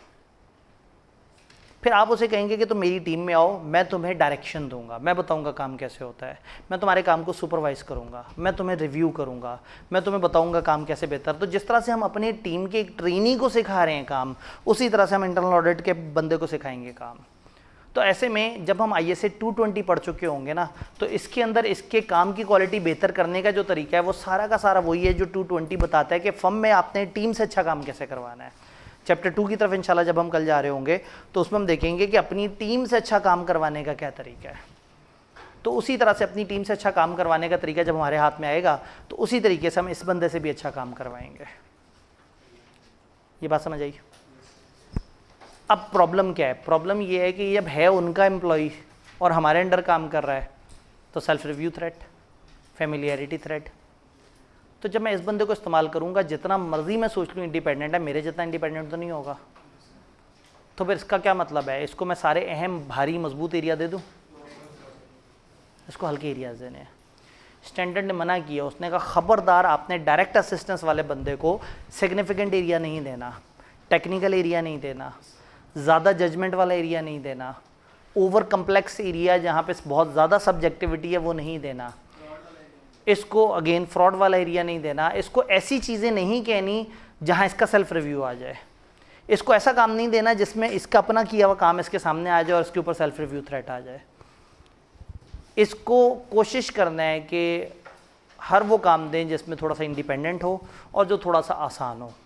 स्टैंडर्ड कहते हैं ऑडिटर सफिशिएंटली इन्वॉल्व रहना चाहिए, external auditor should be sufficiently involve in the audit. ऐसा ना हो कि इसको काम फॉरवर्ड करके हम कहें चलो हमारी तो बचत हो गई, हमने तो सारा काम उठा के इनको फॉरवर्ड कर दिया था। तो ये वाला आपको इजाज़त नहीं है, आपने बड़े एहतियात से इनके ज़िम्मे काम लगाना है। किताब से पूछते हैं डायरेक्ट असिस्टेंस है क्या, defined as use of internal auditors to perform audit procedure under the direction, supervision and review of external auditor. ये फ़र्क सबसे ज़रूरी है इस चैप्टर में, वरना क्या होगा आप गलत प्रोसीजर लिख के आ जाएंगे पेपर में। तो डायरेक्ट असिस्टेंस का मतलब है कि वो या उनमें से चंद लोग आपकी टीम में आपके अंडर आके काम कर रहे हैं। इसमें और यूजिंग द वर्क में फ़र्क है, उन्होंने अपने तरीके से किया था, ज़्यादा से ज़्यादा आपने रिक्वेस्ट कर दी थी, लेकिन इधर वो आपकी टीम मेंबर है। इंटरनल ऑडिटर डायरेक्ट असिस्टेंस नहीं प्रोवाइड कर सकता अगर उसकी ऑब्जेक्टिविटी में मसला हो या कंपिटेंस में मसला हो। याद है वो 3 बातें क्या थी, कंपिटेंस, ऑब्जेक्टिविटी और सिस्टमैटिक डिसिप्लिन अप्रोच। अगर कंपिटेंस का मसला है मैं उसे इस्तेमाल नहीं करूँगा, ऑब्जेक्टिविटी का मसला है मैं इस्तेमाल नहीं करूँगा। अब अगेन हमने पहले वो एश्योरेंस क्यों ले ली थी, अगर सिस्टमैटिक डिसिप्लिन अप्रोच पे काम नहीं करता मैं कहूँगा कोई बात नहीं, मेरे अंडर आएगा सीधा हो जाएगा। वो काम सही नहीं करता लेकिन इस वक्त उसने काम किसके अंडर करना है, मेरे अंडर, तो मैं उसे सिखा दूंगा कि क्या करना है कैसे करना है। तो अब मुझे लेवल 1 में 3 के बजाय 2 एश्योरेंस भी मिल जाए तो चल जाएगा काम। कंपिटेंस अच्छी हो, ऑब्जेक्टिविटी अच्छी हो। तो हम कहते हैं कि हम डायरेक्ट असिस्टेंस नहीं दे सकता अगर ऑब्जेक्टिविटी को थ्रेट हो या कंपिटेंस ना हो, इन 2 में से एक भी मसला हो तो हम उसको यूज़ नहीं कर सकते। अब सवाल ये है कि हमने जब उसको काम देना है तो क्या फैक्टर जहन में रखने हैं। फैक्टर जहन में रखना है कि जजमेंट कितनी इन्वॉल्व है, रिस्क कितना इन्वॉल्व है, फिर कोई थ्रेट वगैरह इसकी ऑब्जेक्टिविटी पे, इसकी कंपिटेंस और ऑब्जेक्टिविटी जब देखी तो मुझे हुआ कि वैसे तो इंडिपेंडेंट है लेकिन पेरोल के मामले में इसकी इन्वॉल्वमेंट ज़रा ज़्यादा है। तो इसको काम देते हुए मैं ज़रूर ध्यान में रखूँगा कि पेरोल की एरिया या उससे कनेक्टेड एरिया में मैंने इसको नहीं ऐड करना। क्या इन एग्रीगेट इसको इस्तेमाल करते हुए उन्होंने कहा किन बातों का ध्यान में रखना है। आखिरी बात उन्होंने कहा इन एग्रीगेट क्या external auditor would remain sufficiently involve in the audit. आपने इसको इस्तेमाल करते हुए ये ज़रूर ध्यान में रखना है कि क्या इसको इस्तेमाल करते करते आप इतना जज्बाती तो नहीं हो गए कि आप ऑडिट में सफिशिएंटली इन्वॉल्व ही नहीं रहे और यही कर रहा है सारा ऑडिट। आपको अगर असिस्टेंट मिल गया तो ऐसा ना हो कि 80% ऑडिट ये गरीब कर रहे हो और आप बैठ के सुकून से एंड पे साइन कर रहे हो। तो उन्होंने कहा you should be sufficiently involve in the audit. अब इसमें प्रोसीजर्स क्या हैं।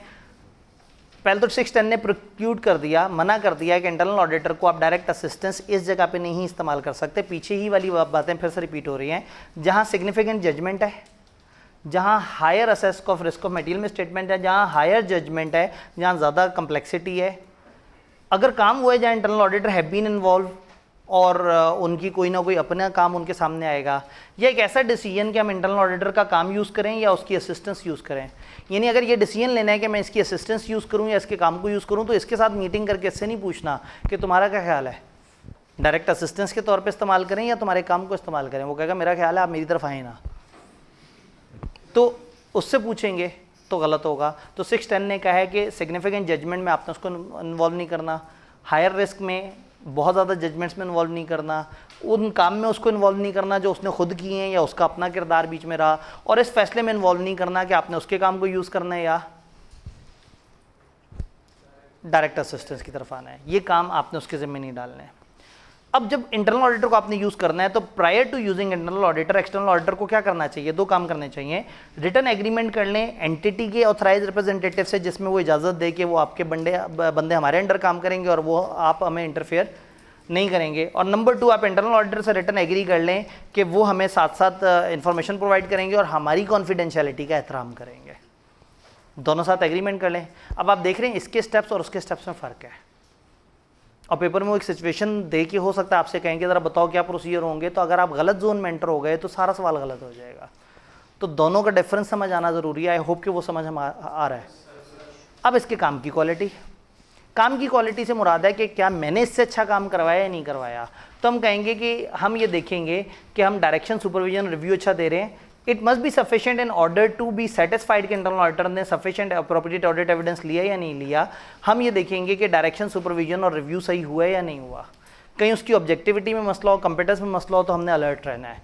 हम अच्छी डायरेक्शन देंगे, हम अच्छा सुपरवाइज करेंगे, हम अच्छे तरीके से काम करेंगे तो चीज़ें बेहतर होंगी। यहाँ किताब ने रिपीट नहीं की डायरेक्शन सुपरविजन और रिव्यू वाली बातें।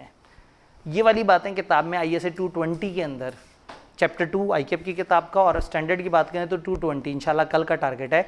वहाँ हम देखते हैं कि आप अपनी टीम से अच्छा काम करवाते हैं तो उनको डायरेक्शन सुपरविजन और रिव्यू किस तरह से देते हैं।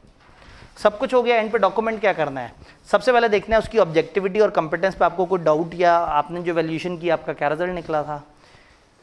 फिर आपने जो nature and extent of work जो इंटरनल ऑडिटर ने परफॉर्म किया उस पर आपने डिसीजन किस तरह से लिया, इनके काम को किसने रिव्यू किया, किस दिन रिव्यू किया, मैनेजमेंट के साथ जो आपके रिटर्न एग्रीमेंट तो इंटरनल ऑडिटर के साथ वो, और दूसरा इंटरनल ऑडिटर ने आपकी असिस्टेंस के अंडर जो डॉक्यूमेंटेशन प्रोवाइड की, जो वर्किंग की, वो सारी की सारी आप अपने पास, यानी आपके पास रह के जो वो काम करके गया है वो अपनी किताबें आपको दे के जाएगा, उसकी वर्किंग वो अपने साथ नहीं लेके जाएगा, वो मेरी डॉक्यूमेंटेशन का पार्ट बन जाएगी।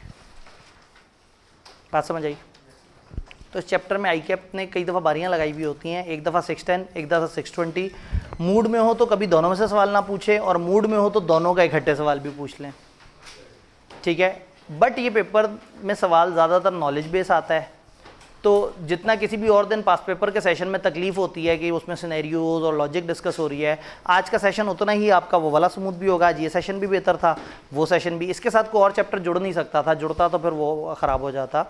तो आपको अच्छे टाइम पे जो है वो आज छुट्टी भी मिल गई, हालांकि आज हमने गैर ज़रूरी बातें भी बहुत सारी की थी, तो लेकिन हमने ब्रेक का टाइम बचा लिया था। तो अब आपने जहन में रखना है कि डेली अब हमारी ये 2 घंटे की क्लास होगी, और तकरीबन 55-50 मिनट, 1 घंटा गुजरने के बाद मैं 10-1 मिनट की आपको ब्रेक दे दूंगा, ताकि आप जो है वो जाके मुँह पे छीटा छीटा मार के आके और दोबारा फ्रेश होके सुन सकें।